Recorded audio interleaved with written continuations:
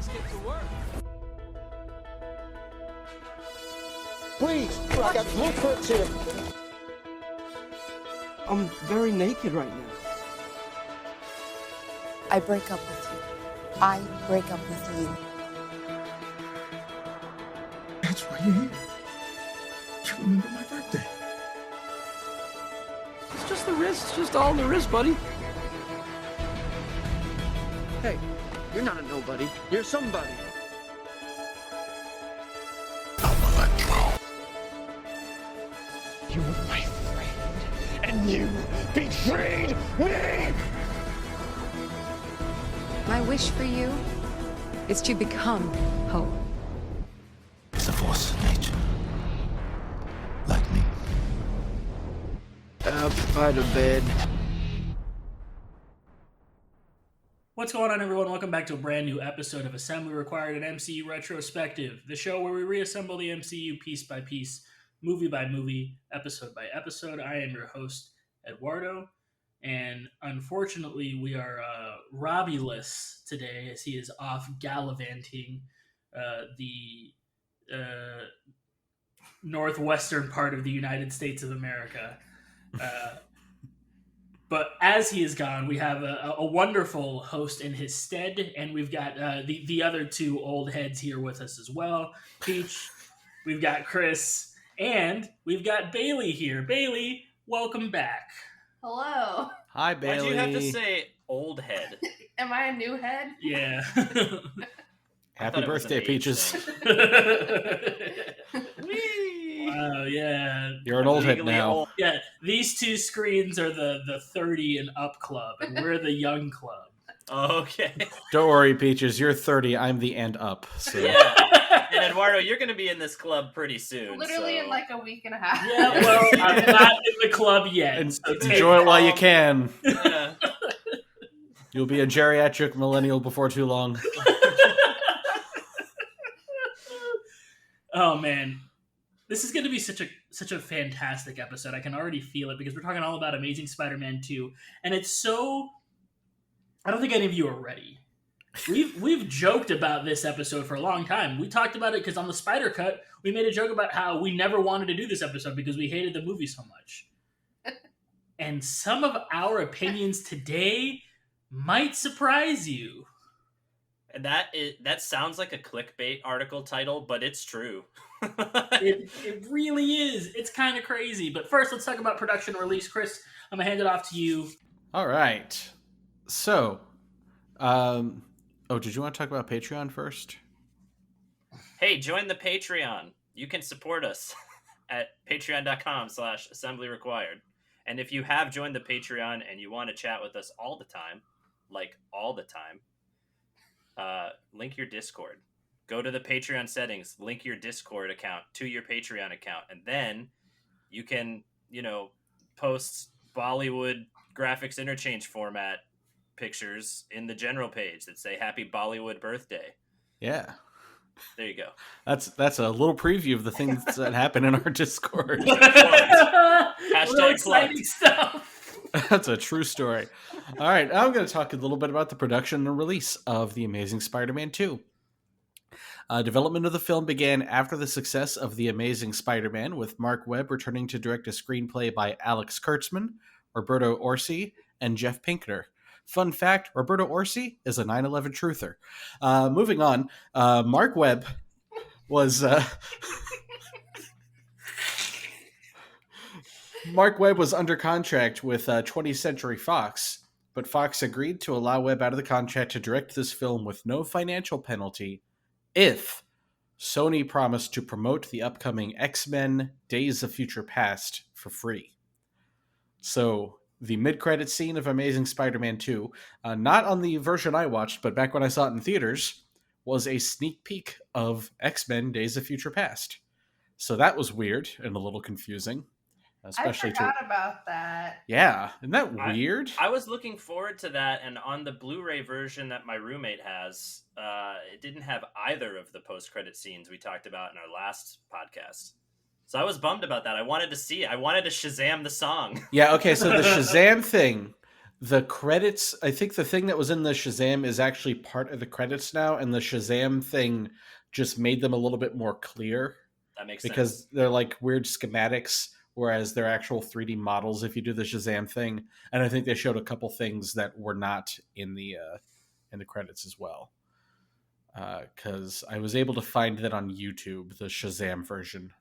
That checks out because there were some things in the credits that we were like, wait a second, is that what it's supposed to be?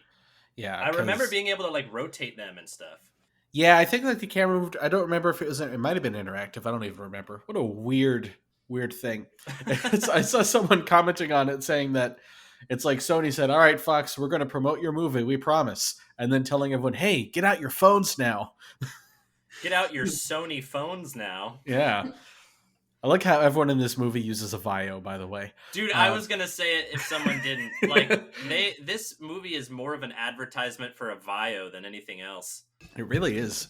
Those things, if you are on a crashing plane, they will stay plugged into the Ethernet cord no matter what direction the plane is facing. That's what I learned. Yeah, that's they don't advertise that, but they really should. So, new cast for this movie included Jamie Foxx as Max Dillon / Electro, Dane DeHaan as Harry Osborn / Green Goblin, Paul Giamatti as Alexei Sitsevich / Rhino in a role that was promoted as being much bigger than it actually turned out. Felicity Jones as Felicia Hardy, aka Black Cat, but not in this movie. BJ Novak as Alistair Smythe, aka Spider Slayer, but not in this movie. And an uncredited Chris Cooper as Norman Osborn, fresh off of trying to sell the Muppet Theater. Shailene Woodley also shot scenes as Mary Jane Watson, but they were eventually cut from the film. Yeah. What? We were watching the Norman Osborn scene, I was sitting there going, maniacal laugh. Maniacal laugh. Hey, why would somebody who was definitely in the movie be listed as uncredited? I was confused about that too. Yeah, what does that mean? Yeah, usually it's like if it's just a cameo or something, they're uncredited. I don't understand. In, like, a straight 5 minutes of the movie, like. Yeah. Like if it had only been the one scene where he's in the bed, maybe, but then you see him normal like 20 minutes later. Well, and they had plans for him for the next one. I remember seeing that they had plans for a lot of this stuff, but like they wanted him to be Goblin King. Oh. I saw that like his head was supposed to have been preserved. Well, and they talked about, and maybe we should have said, I don't know when to talk about this kind of stuff. But, yeah, I don't know. There's like an interview with the guy that played, oh my God, what's his name? The guy that played Gwen's dad. Dennis Leary. With Dennis Leary, where he talks about how a big plot point for the next one was Peter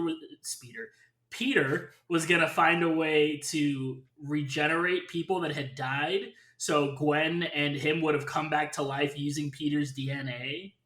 Oh God, they were going to do Clone Saga? Yes, that's exactly what they were going to do. Oh my God, the comic book story that everybody hates. Let's make a movie out of that. Suddenly, maybe glad we didn't get a third one. I mean, though, like, not suddenly for me. Yeah, sorry to go back to this. I'm confused about what would happen that somebody would be listed as uncredited. Is that like a canceled thing? Is that my agent says that I didn't do enough in this movie? No, you can choose to go uncredited, and there are many reasons why you might. And I honestly don't know why. I'm going to do a quick little Google and see if I can give you an answer right now. It seems like an embarrassment thing. Like, I don't want anyone to know that I had anything to do with this movie. But then you're listed on IMDb anyway, and it said uncredited. I know people are uncredited when they do like a cameo, and then like later on it's going to be a big role. But like we very clearly know he was Norman Osborn. Like, it's not like there's like anything that's hidden. Yeah. Yeah, he talked about it even before the movie came out. Didn't say why he was uncredited. I think it was just that it was... I mean, because like Bailey said, I think Samuel L. Jackson is uncredited in Iron Man and did all those other movies where he's just a cameo. So yeah, I think that they were treating it as like a world building cameo, and then he was probably going to be, maybe he's would have been such a big name that his name should have been higher on the credit list if he were in it. So he was like, I'll go uncredited this time with the expectation that I'll be second billed in the next movie. Damn. I just think it's a weird concept to say you're uncredited, but also be in the credits. Like maybe not literally, but on websites that say like this person played this person, because it's like saying, hey, no offense, but I hate you. It's like that phrase. Like, I'm not credited, but I was in this movie. Okay, so we know you're in this movie now. Yeah. Well, credits are it's like a whole negotiation thing. It's like the people who get and or with in front of their name. I know that it is a big deal, like how you get credited in a movie. Which one's supposed to be better? With or and? And is better. And is better.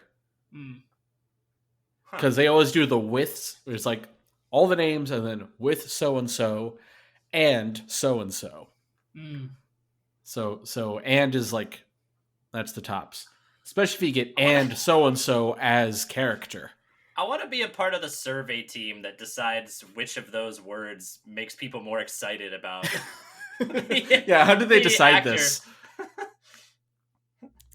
Anyway, sorry to drag that on. No, it's okay. Now, the plan was for this to be the start of a shared universe with 2 sequels planned, Amazing Spider-Man 3 and 4, a Venom movie, a Sinister Six movie, a Black Cat movie. Spider-Man 2099 was also planned. I don't know how that was going to tie in or not. In fact, if you go back and look at some of the early trailers for this movie, you see some of the Sinister Six stuff that we see in special projects. And you also see something that was not present in the actual film that was replaced. And it's tubes full of floating black goo. So there are your symbiotes. So after the film underperformed both critically and financially, the spin-offs and the sequels were eventually delayed. They were supposed to... Amazing Spider-Man's 3 and 4 were supposed to come out in 2016 and 2018. Then they pushed Amazing Spider-Man 3 back to 2018, and like in interviews, Andrew Garfield was saying, yeah, I really don't know what's happening there. And Mark Webb was like, yeah, I don't think I'm directing the 4th one. And then the Sony email hack, which we've discussed before, because North Korea was mad at Seth Rogen and James Franco. It all comes back to James Franco. God, what a douche lord. He ruins everything.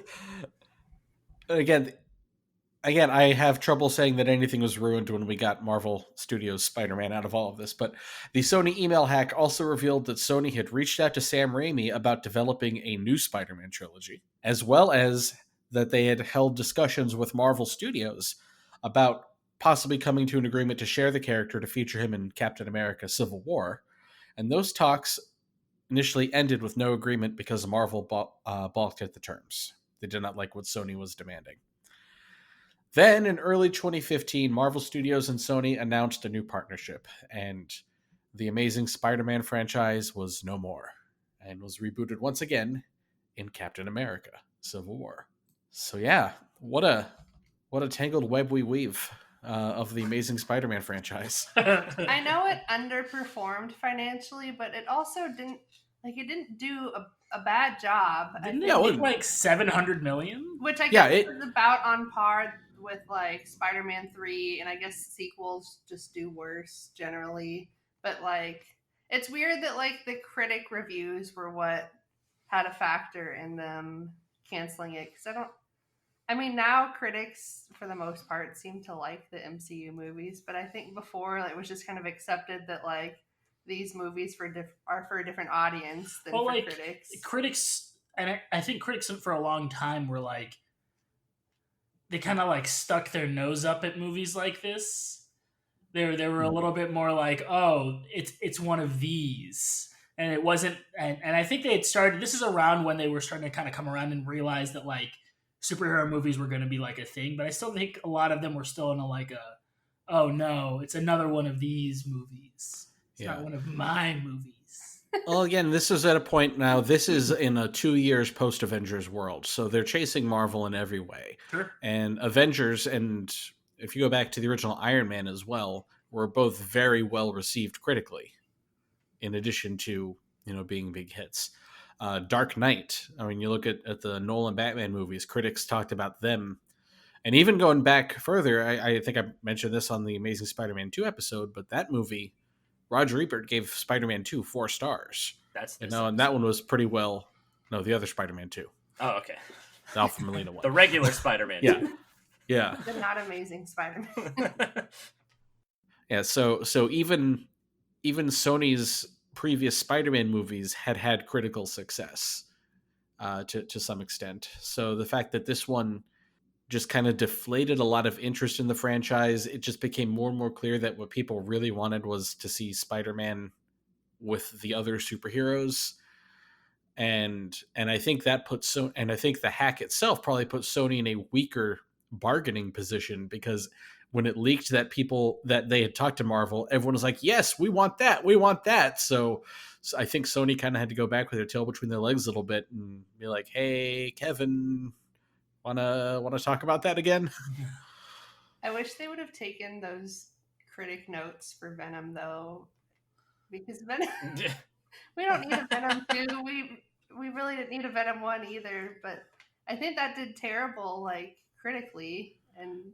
But it made so much money. If you make enough money, it doesn't matter what the critics say. There's like a chart. There's a balance. Yeah.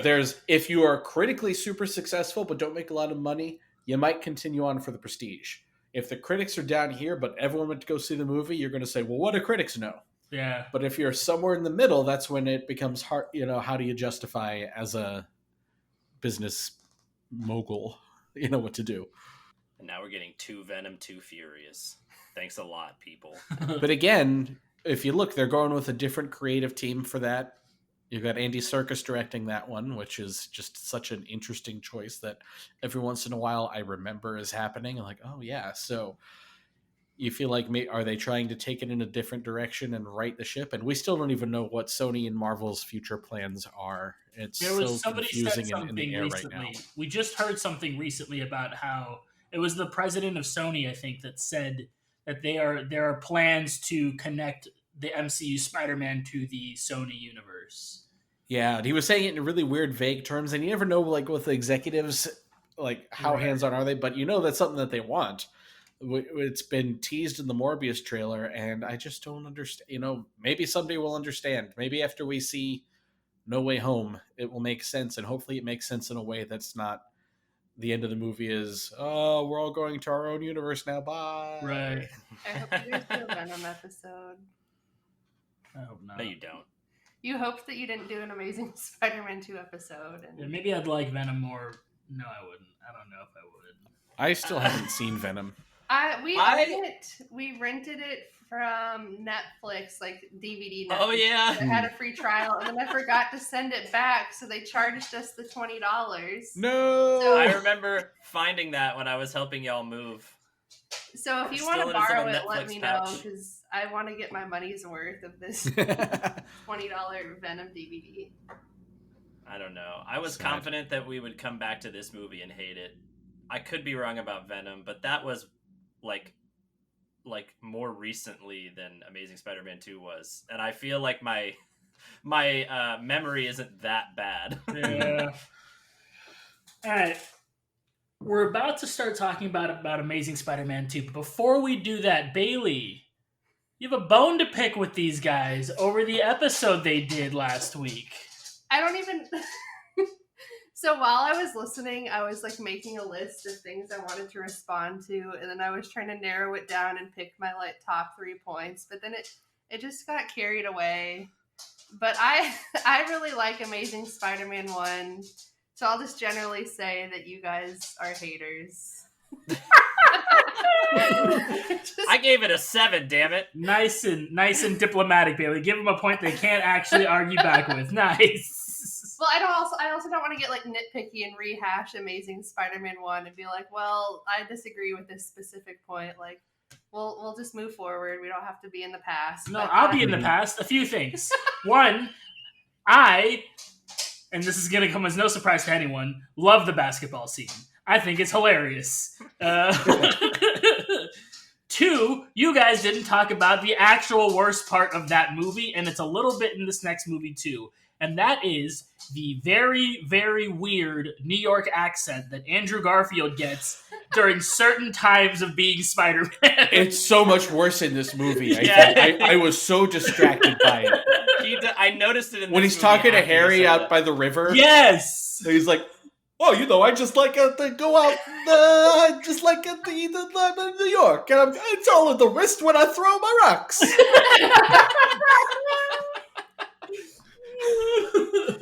Hey, I'm Spider-Man here. I don't know what you're talking about. He like turns it on and turns it off at such random points during these movies. And at some points, I can't even tell what kind of accent or dialect he's trying to do, and it's a little uncomfortable. Like regionally, it would make sense, but he needs to hold it for the whole movie. He's like in and out of it in both movies. It is weird. I didn't notice it in the first one, and then you told me that we should have mentioned that, and so while we're watching this movie, it was like high on my list of priorities to listen for, and yeah, it is. Oof. It's something. Hot dog and coffee. Well, and it's funny because in this movie, he like makes fun of the way British people talk, like at the Oxford University like thing, but he is British, so he was making exactly fun what of to say himself. Yeah, self-deprecating humor. He is on board. Cheerio. Yeah, I guess I'll just generally talk about my thoughts on Amazing Spider-Man. It's weird to call it like it's a franchise, but it's 2 movies, so barely. But the first one came out in 2012, so I just graduated from high school. So that was like I'm the youth of this podcast.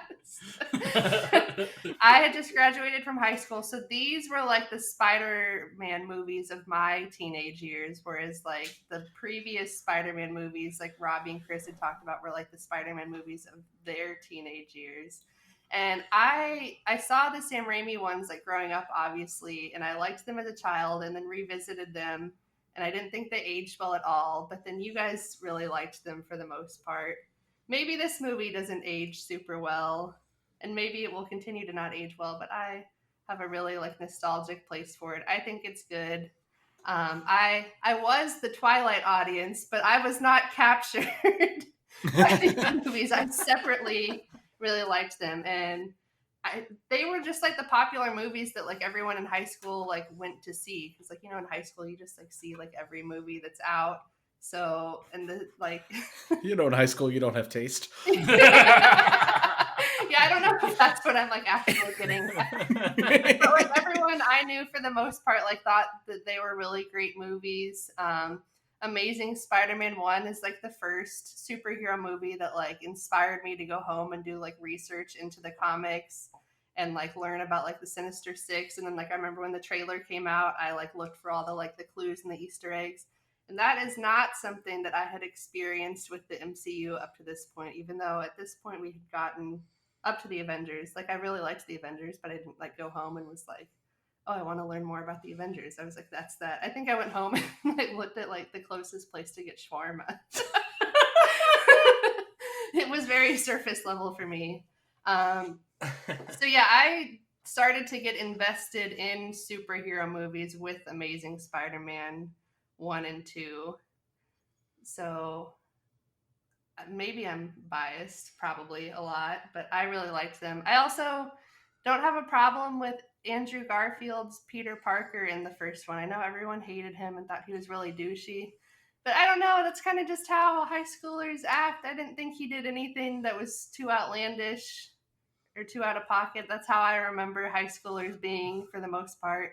So what you're saying to me is you were a bully in high school, because that's how high school bullies acted. That is not how I acted in high school. High school, when did he bully anyone when he wasn't Spider-Man? He was just like the for a lot of the scenes halfway and forward, he was just like a suave douche for a lot of the time. You kept saying those words, but you didn't elaborate on that. You just treated it as fact. But I don't think he was a suave douche. I think he had. I elaborated on it. He shows up at dinner And after he fights with Captain Stacy, he's out on the balcony with Gwen, webs her on the ass and twirls her in, and gets all like, "Kiss me, I'm Spider-Man." Yeah, I think Like, with it's this weird. high schoolers, that was the other like biggest point that I like disagreed with is like, and I don't think high school relationships are usually that deep. I mean, I know in movies they are portrayed that way usually, but like, I'm sure everyone had like a high school crush or person they started dating based on like very little reason for it. They were just like, "Oh, you're cute and I like you," and we said a few words and now we are dating. Like for movie purposes, it's probably not the most interesting and doesn't make sense, but I feel like that is kind of accurate to how high school goes. And even like with Far From Home, like all of a sudden Peter decides that he really likes MJ and wants to get her that thing. But they didn't have like too many like romantic moments in the previous movie. He just like decided that he liked her now. I'm not going to argue with you on this one because I agree with that. But it's super cute, and I think it works better there, and you don't think about it because of the way it's played, whereas like maybe in Amazing Spider-Man 1, you're like, this isn't, like, I thought it was cute and just fine, but you guys, it didn't work for you. Remember when I said I wasn't going to rehash it?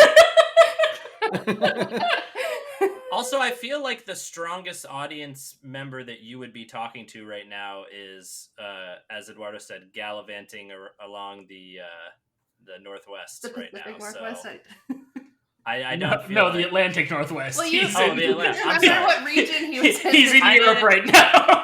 I didn't mean to. I wasn't saying like I'm going to directly quote Eduardo. I was saying that the person that you have the biggest disagreement with, I believe, is not here to defend himself. Maybe it works better that way, because otherwise there would be an Amazing Spider-Man 1 episode all over again. Yeah. Part 2, the hashing. You already said the letters MJ.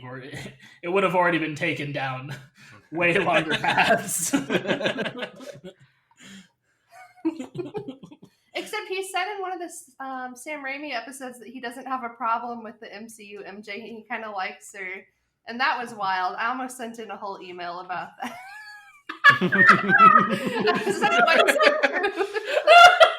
Robbie, we are eagerly awaiting your response. This podcast is turning into a diss battle. No, at this point we need like a ranking of the love interest in Spider-Man movies, because I'm not quite sure where Robbie stands anymore. It's not dissing, it's called accountability, Peaches. I was thinking about it like a Yo Mama battle, like MTV. You know? Maybe we should start talking about Amazing Spider-Man 2 now. So, opening with a flashback like last time, which I kind of hated this because it was the same flashback. Richard Parker kills Oscorp's genetically altered spiders and deletes his research before heading home, where we return to the flashback from the start of the last movie. It's a shame that we never got the third movie to see what happened 5 minutes before that.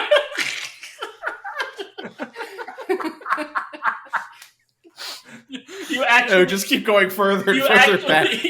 It's a video of Aunt May, and she's working on web shooters. Oh, I was thinking what it would have been was you actually see the break-in in that room happen, and it turns out that it's Flint Marko, Sandman. That's the retcon. Is that that's probably Sandman exactly, maybe not Sandman, but I think that's exactly what it would have been. So we would have seen who broke in, and it would have been a Spider-Man villain. Yep. Mm-hmm. Yeah.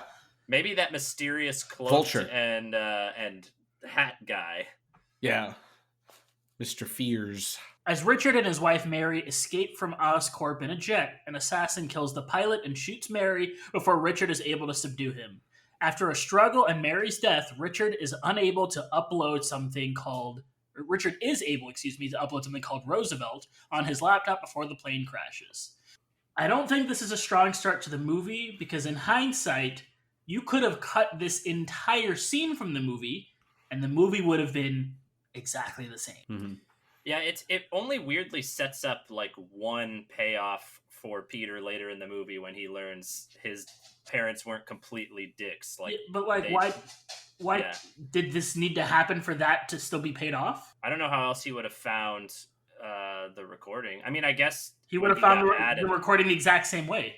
Yeah, I guess he would have. Like, none of this needed to happen on screen for us to, like, for the exact same things to happen, right? Like, Peter still finds a recording. He still weirdly finds a bunch of coins and a calculator.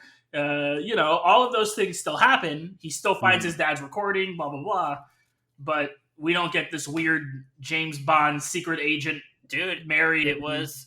I'm telling you, this was one of several ads for Sony Vaio. They had to have a clip of that computer just withstanding the barrel rolling of a plane while being plugged into an Ethernet cable.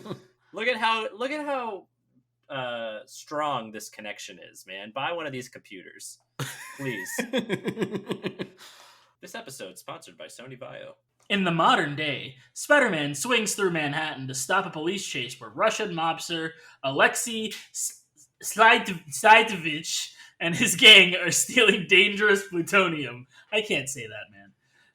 As the truck careens out of control, Oscorp electrical engineer Maxwell Dillon is run over. He is saved by Spider-Man, and when Max tells him, "I'm a nobody," Spider-Man gives him a pep talk about being important help, calling him Spider-Man's eyes and ears. I like this scene. I think it is a cool scene of Spider-Man just being like, look, man, you can't be in the way. Like, you can't be putting yourself in danger, but, like, he's just, like, trying to relate to him. I don't think Max Dillon is the best character in the movie, but you know what? He still has his tooth gap at this point, and I'm with it. The only part about this scene that is weird to me is him carrying, like, 50 blueprints out in the public. He just keeps saying, "Get out of my way, I have blueprints." This guy's got blueprints over here. We gotta go. Are they supposed to be secret? And he's like, "Don't look at my blueprints." Why did they give him so many? Why didn't he stack them all up before he rolled them? There's so many questions about this. Weird guy. They tried really hard to prove to us that he is like a slightly unstable, like, outcasted person. They went a little far, I think, but it works. One of the reasons why I think his character doesn't age as well is because it feels like we're a little bit more in today's day and age conscious about mental health, and it's very clear that this person has some sort of mental health issue, and it makes it uncomfortable later when he becomes a bad guy and is just like angry at everyone because he was, it just creates a really weird, uncomfortable situation. They play it for laughs, like how he's treated and the way he acts, when clearly he has had a lot of issues throughout his life that have led him to get to this awkward point, and you feel bad for him. Yeah. If you have any bit of empathy, you just feel bad for this character. And then they flip the switch, so to speak, when he becomes Electro, and then they flip the gap. Maybe that works better though in 2021. Maybe that's one of the things that works better from a story perspective, because if the intention in 2014 was for us to think that his mistreatment was funny, then his character goes from someone we thought it was funny to watch being picked on to a villain. Whereas now we're looking at him like, hey, like, you shouldn't treat him like that. And then he turns into a villain, and the trajectory makes a little bit more sense.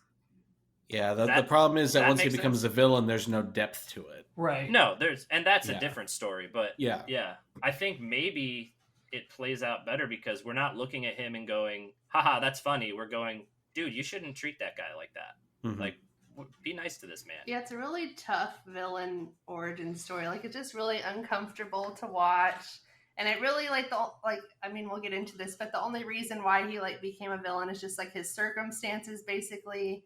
And I feel like you can really easily draw a lot of parallels between him becoming a villain and him, starting to commit crimes. And, maybe just he was in the wrong place at the wrong time. Or, he has all these, if not mental health issues, that, he's at least very lonely, treated poorly. You kind of get it, but then they don't, Well, they don't go all the way there. The lone guy that has mental health issues that gets picked on to the point to where he snaps and starts hurting people is probably not a story you want to tell in today's day and age. Probably they're Joaquin Phoenix won an Oscar for it. What are you talking about? Yeah. Yeah, we live in that society. it's just tough because you like are meant to feel bad for him to an extent. Like there are some laughs, but I think like overall you're meant to feel some empathy. But then you're like, oh, now he's a villain. Like screw him. Now he's blue. You just want to be Dr. Manhattan out of here. He was blue before, but now he's literally blue. Oh, so he's blue like he was on the inside. Yes. Oh. And everybody around. Because he ain't got nobody to listen. Oh. Well, you found your post-credit song. There you go. While dealing with the chase, Peter Parker is late for his high school graduation and girlfriend Gwen Stacy's speech as valedictorian. He is finally able to apprehend Sylvester and end the chase, and arrive just in time to be handed his diploma. Side note, her speech was totally telegraphing, I'm going to die in this movie. Prepare yourselves. We're doing the night Gwen Stacy died. Sorry, just to quickly go back to that scene again, I actually really like that opening scene with Rhino, like pre-Rhino. Like, I know we don't get the amount of Rhino we want in the movie based on the advertising, but that scene feels very much like a comic book. Like, Peter swinging through the streets, like, juggling the plutonium, like, grabbing some with his feet, like, webbing it up. He quips a lot. He finally quips in a way that is like fun to listen to in those scenes, and I just really think it's a fun scene. Yeah, I think I agree. I actually revisiting this movie, I actually really like the way they used Rhino. I think the problem was all the marketing, all the hype leading up to it was that Rhino was one of the villains in the movie. Yep. And then he's at the beginning, and then he disappears for the entire movie, and then shows up at the end as Rhino. So, given what we were expecting, we're like, what the hell was that? Whereas it's actually a decent way to set up Rhino and the Sinister Six. I have my issues with how they did some of the setup for future things, which we'll talk about a little bit later today. But going back with the expectations adjusted, no, it's a good tease for a future villain. Yeah, it had shady advertising techniques. Yeah, that's exactly what it was. I mean, Rhino, that last shot was in the trailers. Yes. Through all of this, Peter keeps hallucinating images of Gwen's father, George, and remembers his dying request that Peter leave Gwen out of his life for her own safety. Outside dinner with the Stacys, Peter breaks down and tells Gwen he can't deal with their relationship due to his fear for her and guilt over her father. They affirm they love one another, but he says he can't do it, and she breaks up with him. She breaks up with him. I break up with you. I break up with you. Got him. Have you ever, I've never heard someone declare a breakup that way. It's like Michael Scott. Maybe I was just lucky. I break up with you. I declare bankruptcy. Breakup C.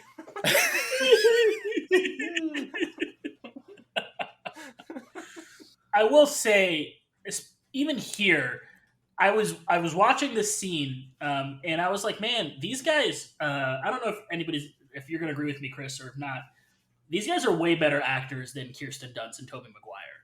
Like, their chemistry is significantly more poppable than that of Kirsten and Tobey. Like, first off, they were dating when they were filming this movie, so they have just chemistry in general because they do want to just bone each other. And but also, like, they're just better actors in general. I feel like they just it's much more believable with them. Yeah, and part of that, I think, is that I think they're going for a bit more of a realistic style in this movie than they were in the Raimi movies, which were, I think, a little intentionally over the top. And we talked about some of the camp factor to it. But yeah, no, I do think that they are really good together in both these movies. Even as much as I didn't care for Amazing Spider-Man, I think that they're good in the movie. Yeah.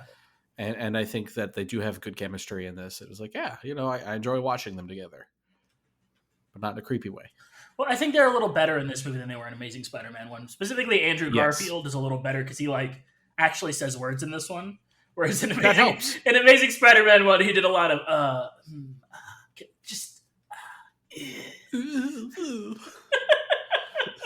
mean, that's how he got his first date with her, so it Hey works. man, you're just Yeah. You know what I'm hearing from you. Why use is- many is words when few jealousy. words do good? You're jealous that you can't just make noises at Emma Stone and then she'll go on a date with you. Why would Yes, not be that is 100% facts. Emma, come on. I think any of us Where are would you? go on a date with Emma Stone. Absolutely. That's my call. Her to ears Emma. just perked up. What's that?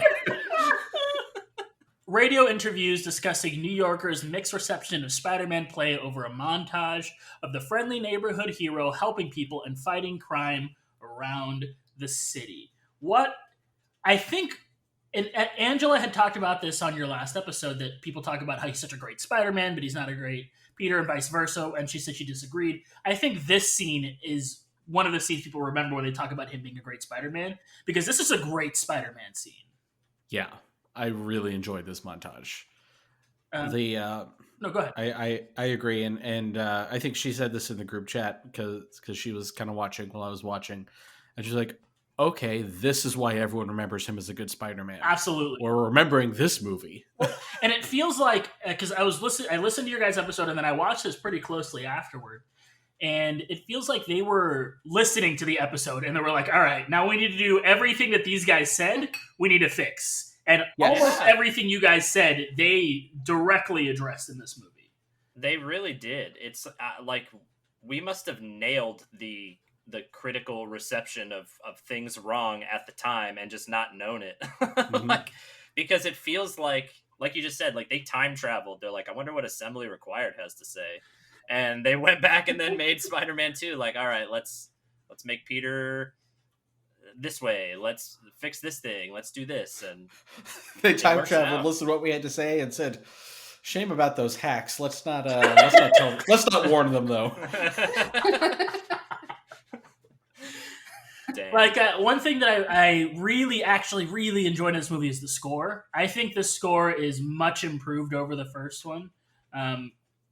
I also think Peter, and just the way that he is, I think his characterization is much better in this movie. Spider-Man's characterization is much better in this movie. Feels much more like what Spider-Man should feel like. I think the suit, I think Robbie talked about how much he liked the suit last time, and then I wanted to scream because I hate the first Amazing Spider-Man suit. I really, really dislike it, but I like this one a little better. Oh, we didn't even talk about the score. It's Hans Zimmer and Pharrell Williams is involved as part of a team. I guess they tried to have like a Magnificent Six, and then I don't remember, someone dropped, so it ended up being like Magnificent Five, but they were trying to do a nod to the Sinister Six. But Pharrell Williams is part of the score. Yeah, and I Junkie really like the XL, score. I think I saw his name in there, who worked with Hans Zimmer on some of the DC movies. I really like the score too. I think this movie still, I don't know if suffers is the right word, but it still has some of that theme from the first one where it seems like there's always music playing. Like, what's that show, like One Tree Hill, where music just never stops? Like, it kind of has that feel sometimes, but I think they place the different stings and moods and that sort of things in better places in this movie. Also, this came out at a time where I was like really heavily listening to EDM. So anytime Electro's theme came on, I was in it, dude. Like, you lied to me, bro. Like, dude, I'm there. Okay. Two things. I enjoyed that Electro had like a very specific sound to the music in his scenes. I thought that was a really good touch. And how it's, especially when he becomes Electro, I think it's the same theme as when he's Max, only it sounds nice and kind of comedic when it's Max, and then when he becomes Electro, it becomes all boom, boom, boom, boom, boom. But the lyrics, I thought it was No. super cringy. why? No. Man. Stop that now. They're not that bad. I'm Electro, and I don't know why you lied to me. The Spider-Man. I'm watching this, I'm going, what is this garbage? Dude, did you not listen to EDM in the mid 2000s? That's what it was. It was just random nonsense in songs. Maybe That's just that's depends what how it you is. felt about that genre. Yeah. I want to piggyback not musically off of what Eduardo said too, because I think that one thing I feel like we're just piling on Robbie at this point. That he said, and we maybe agreed with a little bit, was that he didn't like this story as much because it doesn't feel like it ties to the comic story as well. It's not the exact same story from the comic. That's a little bit of an exaggeration. But they also, in addition to like improving the things that we kind of complained about last episode, I think they tie this to the comics a lot better too. Like when I saw this, I thought it was weird that Electro was blue, but that is how Electro looks in the ultimate story. Is he's blue. Like they nailed that. I didn't realize that was what Ultimate Electro looked like. Yeah, Green Goblin is like an actual goblin in that story. Like, and so they were going for that with Harry. I think they missed the mark with Harry, and we'll talk about him. But you can see what they were going for, which is still kind of cool. And then obviously, you know, the death of Gwen Stacy, like that is a very well known comic thing. And here it is, like that is this story. So I think it just feels like they did their homework really well for our specific complaints. Weirdly, I don't know how they did it, but maybe we're just like every other critic. Who knows? Well, no, I think and I wasn't on the first episode, so maybe I shouldn't say we, but I think you guys had some solid criticisms of the movie, and I think they really tried to step it up here, which is so baffling to me. Like, you guys don't understand how confused we were at the end of this movie. We all texted each other because we watched it within the same like 3-hour time span. Yeah, and we were all texting each other like, "What is happening? Am I enjoying this? Like, do I maybe like Amazing Spider-Man 2 more than I thought I did?" I just want to say I was not confused, and I've been since day one.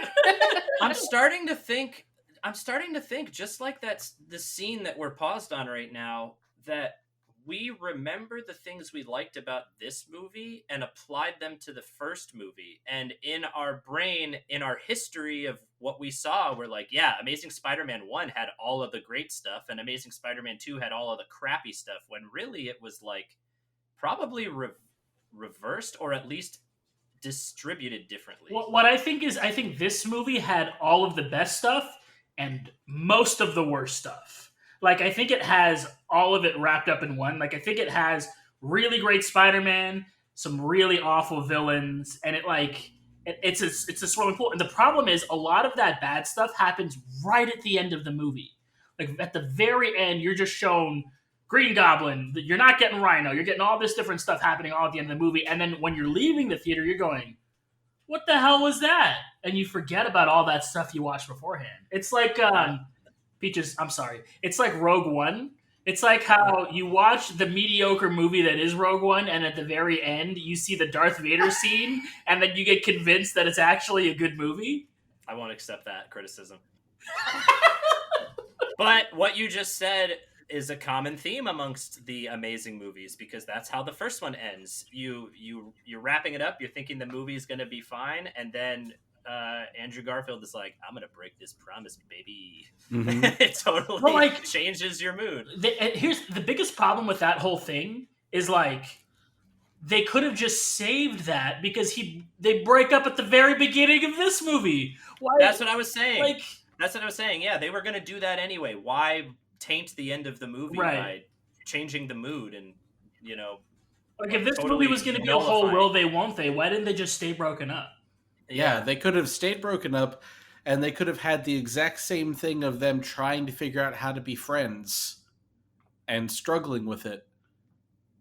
And, Gwen gets kind of the same thing that MJ did in Spider-Man 2, saying, it should be my choice.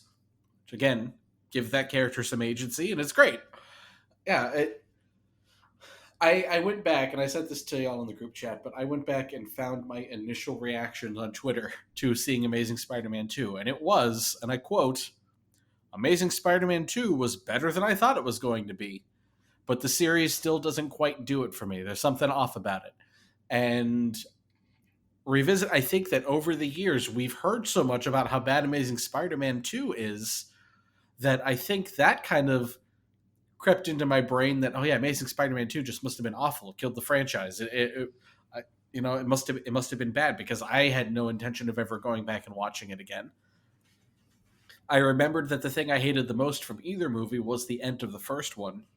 and I remember not really liking the Goblin, and I think the bad stuff just kind of built up in my mind, combined with everyone else talking about how bad that movie was, that I was like, yeah, I must hate that movie. We got hive-minded. Yeah, Thanks, yeah, I Internet. did. And then revisiting it, I ended up having the same reaction to the first time, where it's like, oh, that was better than I thought it was going to be. Still don't really love it as a series, but that was, I think I was even more favorable to it this time than I was the first time I saw it. Yeah, it just makes me realize how, and like, this isn't the only movie this has happened to, right? Like the hive mind type thing, right? Like, hell, Spider-Man 3, the same thing happened when I watched it again. Well, and I think the hive mind in general is just something that happens very commonly in geek, nerd, whatever culture. It is just a thing that happens. And so I think as a community, we should probably be a little more conscious of that. And like, I think there are some times where people just commit opinion to fact. And this is one of those things where people were just like, it is a fact that Amazing Spider-Man 2 is a awful, awful, awful movie. Mm-hmm. And I don't think that's true after watching this. I like that we've had this realization in a few of our episodes too. I remember we felt this way about Thor. Like we went back and we watched Thor and we were like, you know what? That movie was a lot better than I remember. And I appreciate that we've been able to do that and not just carry the opinion of the greater internet into our conversation every time. Yeah, we've also done that with things like Black Widow. Like, we were like, oh, Black Widow wasn't that great of a character to begin with, but then Black Widow was our MVP every time she showed up. And like, it was just like all these things that the internet had just thrown out into the ether just over and over again that you just start to kind of believe. And then you go back and you watch and you're like, wait a second, it's not like that at all. Yeah. Mm-hmm. In his home, Max Dillon is revealed to have an over-the-top shrine to Spider-Man like Helga Pataki as he rehearses a detailed imaginary conversation with the wall crawler, hopeful that he will show up to Max's upcoming birthday party. Wow. You lied to me. The next day at Oscorp, Max ends up sharing an elevator with Gwen, and they discuss his admiration of Spider-Man. Gwen wishes him a happy birthday, and Max is taken aback when she remembers his name. Which is really sad. It makes me feel bad for him. He goes from 0 to 100 so quick, but I feel so bad. Like, he just wants people to, like, be his friend or whatever. I'll be your friend, bro. Like, let's go hang out. I'll look at your blueprints or whatever. Or I won't look at your blueprints. Whatever you prefer. Whatever you're comfortable with, man. Later, Max's boss, Alistair Smythe, who Max earlier hoped to confront about Oscorp stealing his plans for a new electrical grid, tells Max to stay at work late to take a look at an electrical problem, sarcastically telling him it's because Max is special and wishing him a happy birthday. I forgot BJ Novak was in this movie. Me too. But also, BJ Novak playing Alistair Smythe is a perfect casting. What a great person to play. It makes me think of when he was on The Office and he was not CEO, but he was like, I forgot what title he got. He was a VP of something. Yeah, he was. Yeah, and he became a major douche. Yeah, that's exactly what he just needs to do as Alistair Smythe. Uh-huh. I don't know too much about Alistair Smythe from the comics. Do you have a quick synopsis? So he's typically why is he perfect? So he's typically Alistair Smythe is typically paired with Kingpin. So if you remember the Daredevil comic or the Daredevil series, how he had that like right hand man that was like, I don't remember who he is in not the Daredevil comic, the Daredevil series. I don't remember who he is there, but typically that's Alistair Smythe is Kingpin's right hand man. Until they eventually break off and Alistair Smythe does his own thing, it becomes his own character. But originally he's more of like because I remember him mostly from the Spider-Man animated series, where he starts off as Kingpin's boy. He then is in like a wheelchair for a while, and then he becomes this hideous creature type thing. Okay.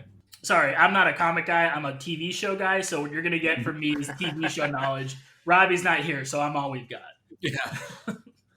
Hey, that's fine. It works. With no other employees on the premises to shut off the power, Max is shocked and falls into a tank full of genetically modified electric eels, apparently electrocuting him to death, but also fixing the gap in his teeth. Mm-hmm. Yeah, why did we need that? And covering him in cement somehow. Yes.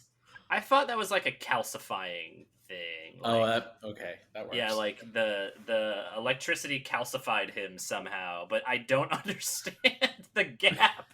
Why did we have to close the gap? I think Eduardo said, didn't you say this in the group chat? He was like, "Hey, he's got powers now, so he has to be hot." Yeah. It's Jamie Foxx, so he's got to be hot. Well, that's the thing. That's what I was like. I said that the opposite. I was like, Jamie Foxx is so good looking that you had to make him as ugly as possible for it to be believable that he was a loser. God. Let's give him a gap in his teeth and bad hair, which I'm looking at myself right now and thinking, oh no, am I Electro? Well, not yet. You got to jump into the vat of eels, bro. All right. Yeah, Just to say be clear, when. we don't I think do love gaps- Nagi. We don't discriminate against people with gaps in their teeth, but that's clearly what they were going for. No. Like, gap in your teeth, you're a loser. Yeah, what a weird thing to use as the indicator. David Letterman is next. Watch out. Top 10 ways I'm going to kill Spider-Man. What a stupid scene. It's so dumb. It's so dumb, and it's so funny, and it's so dumb. It's so funny. I don't even know what to say. Like, you like think about it, and you go, like, this is what they're gonna do. This, and it's just like, no, yeah, this is where they're going with it. This is it. Which I don't know how he gets his powers in the Ultimate Universe. I'm not sure if it is by genetically modified electric eels.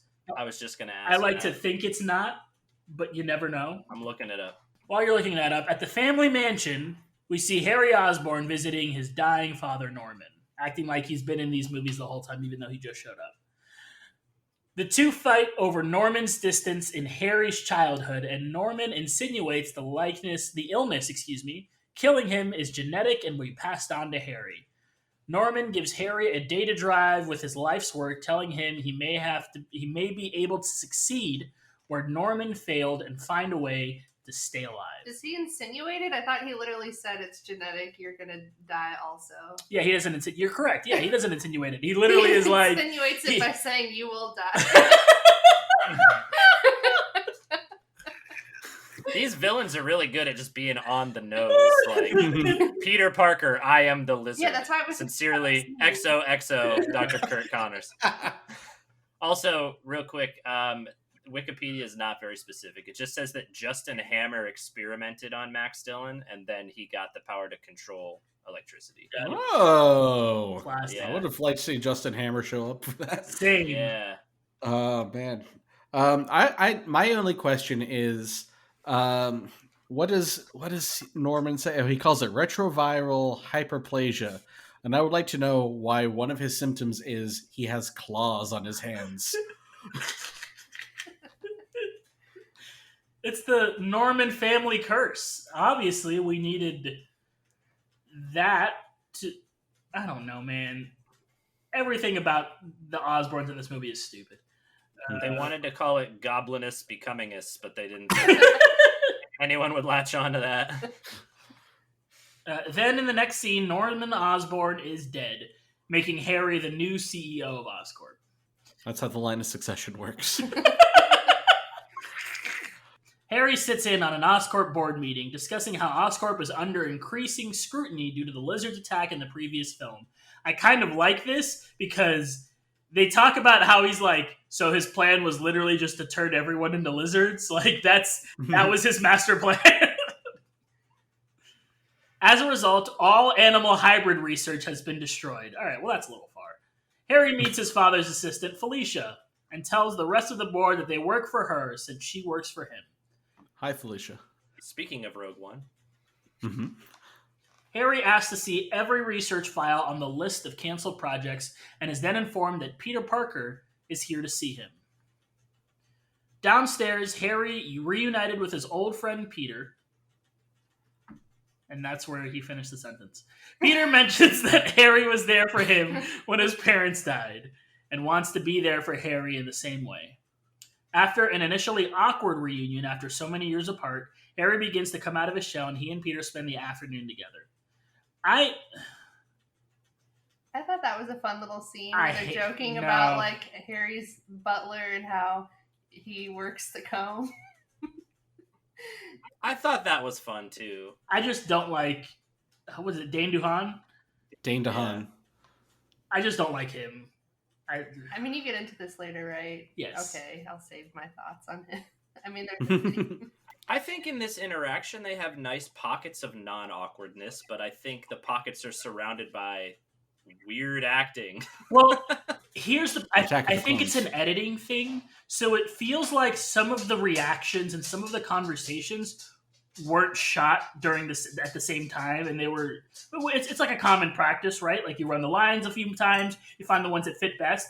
But these feel like it was like a reaction to something completely different, and the editing is really strange. It feels like it doesn't fit together there. I like when Harry asks Peter what he's been up to, and he says web design. Oh, that's funny. Yeah. There you go. Peter tells Harry about Gwen, and they discuss Peter's apparent abandonment by his parents, as well as the strange happenings around New York in the last few years. Of Spider-Man, Peter says he brings people hope. Hope starts with an H, stupid. It's revealed that some members of Oscorp's board are observing this from afar, also discussing Maxwell Dillon's recent accident. Meanwhile, in Oscorp's secret morgue... That's awesome.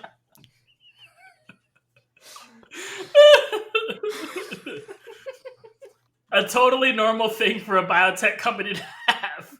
The apparently dead body of Max Dillon suddenly jolts to life as he discovers that he has become a being of pure electricity.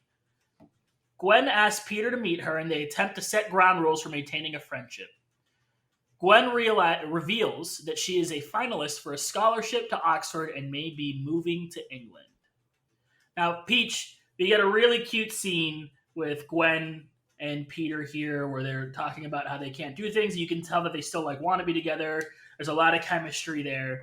And I thought the scene really worked. I think their chemistry works really well, and I think it's some of the better parts of this movie. Yeah, I agree. I think what you have to think about when you watch this movie, and I said this before with a negative connotation, but I'm going to say it again with a positive one. You have to go into this movie knowing that this is a romance movie. The romance is between Peter Parker and Gwen Stacy, and that's the focus of the movie. The villains are here too. We've got some superhero stuff, but they're not the focus.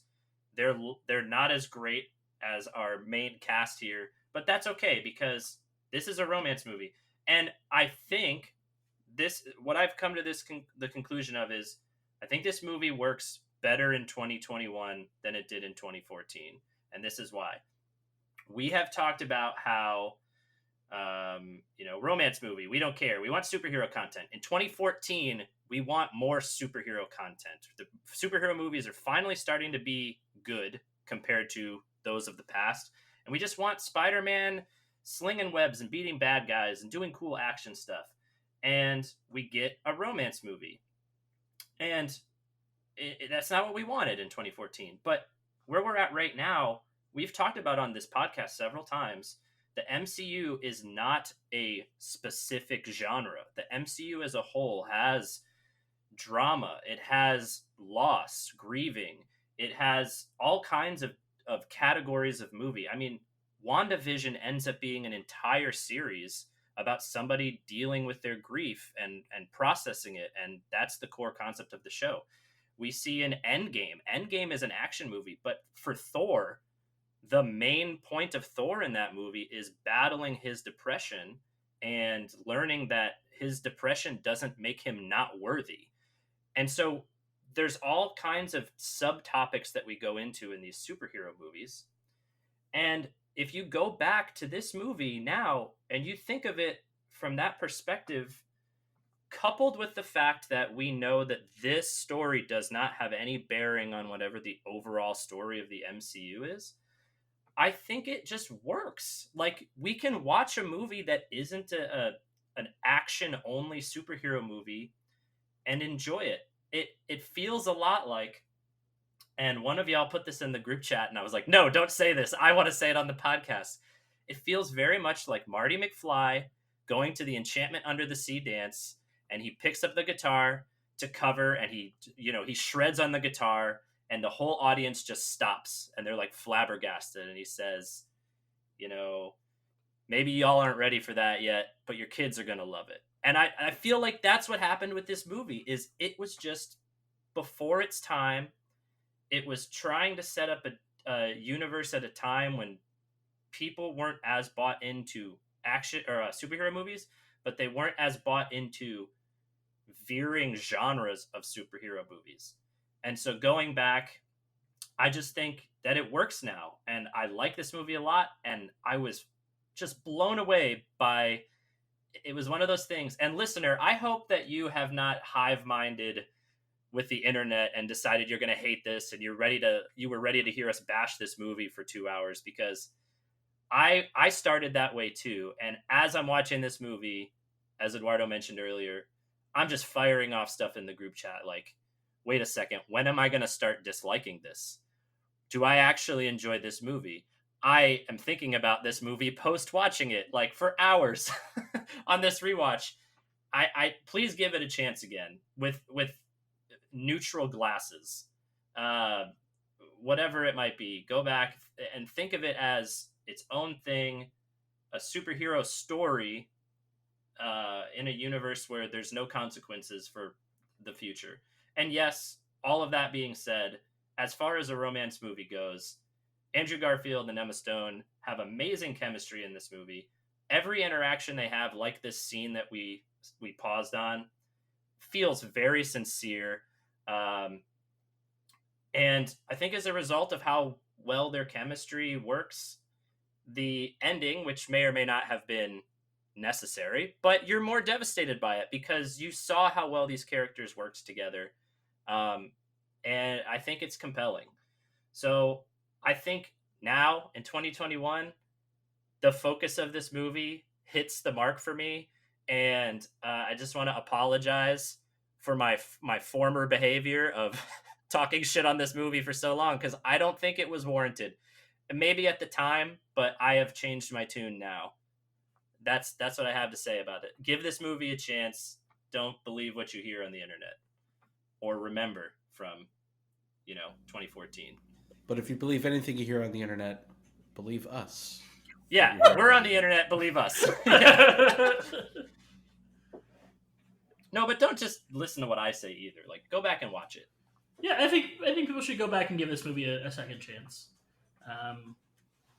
I think I agree with some of the things that you said. I don't know if I think romance is too broad of because I feel like every superhero movie has romance to some extent. Like it's like a really common thing to use. And I don't think that's necessarily what did this movie its downfall. I think what did this movie its downfall was that they were too eager to catch up. It's the DC problem, right? They were too eager to catch up to what the MCU was doing, and because of that, they pulled themselves in too many directions. Like they kept trying to leave breadcrumb trails at every point, and some of those, because we're watching it now, we know they don't lead anywhere. We can just take the movie for what it is. We can enjoy those. But at the time, you're being thrown breadcrumb trails left and right all over the place. They're trying to set up 15 different characters and try to do this. I want to agree with you. But if we're in some alternate reality where they're setting up for an Avengers movie, so they make an Iron Man movie, a Captain America movie, a Thor movie, whatever, and those ones don't end up working out, or some deal gets broken and now we don't have an Avengers movie, we'd be saying the same thing. Those movies in the beginning and even through phase 2 had a lot of things that they're setting up for future movies. They were not as obvious maybe, or they weren't as forced, but those movies do that too. We talk about the Marvel callback all the time. We talk about payoffs for things that we saw in previous movies. Like, yeah, these two in this, I'm doing air quotes, franchise are guilty of it, but all of the Marvel stuff is guilty of it because they always have a plan for what they want to do in the future. And for the MCU, it's just happened to keep working out. Yeah, I think the difference being for me is that rather than it be a call back, this is a call forward. Like, a callback works because you're calling back to something that has already happened. This doesn't Yeah. work sometimes because they are calling forward to something that hasn't happened yet. Like, they are being like, we're going to do this soon. Watch out. And that's okay at times with like some end credit scenes. Or the problem is this movie did it too much. Like, it's the amount My of rebuttal to that is just Thanos. Like, Thanos was a part of 6 different movies before he was in his own. Sure, but Thanos wasn't integral to their plot, right? Like, these are things that are like part of this movie's plot. Thanos was always like Oh yeah, a thing at the end credits scene, or like an extra little thing for if you stayed afterwards, so that didn't have any bearing on the movie. This is like woven into the story of this. well, and that's why I'm saying, like, yeah, maybe they went a little too hard on it, They but did. I don't think it's anything. Hey, I feel like I don't think it's anything unusual. I just think they were a bit extra with it. I think You know, that they dialed it up to 11. the problem that most non-MCU cinematic universes have had is that they start by trying to build a universe. And I think when you look back at the MCU Phase 1, with the exception of maybe Iron Man 2, which does a lot with S.H.I.E.L.D., they made, 5 good to great movies that had connections, but it was, we're making a Thor movie. Now, yes, we're going to use this character that debuted in Iron Man because he's a S.H.I.E.L.D. agent, because it makes sense for S.H.I.E.L.D. to be there. But that was it. That was it as far as like connecting it. And then also when you get to Captain America, you're like, all right, so the industrialist who we know had a father who was active in World War II worked on this Captain America project. It doesn't feel forced. It feels natural. It's something that only a few cinematic universes, I think, have pulled it off. Fast and Furious. And what's that? What? he actually didn't. I said Fast and Furious. Oh, yeah, I actually didn't hear it.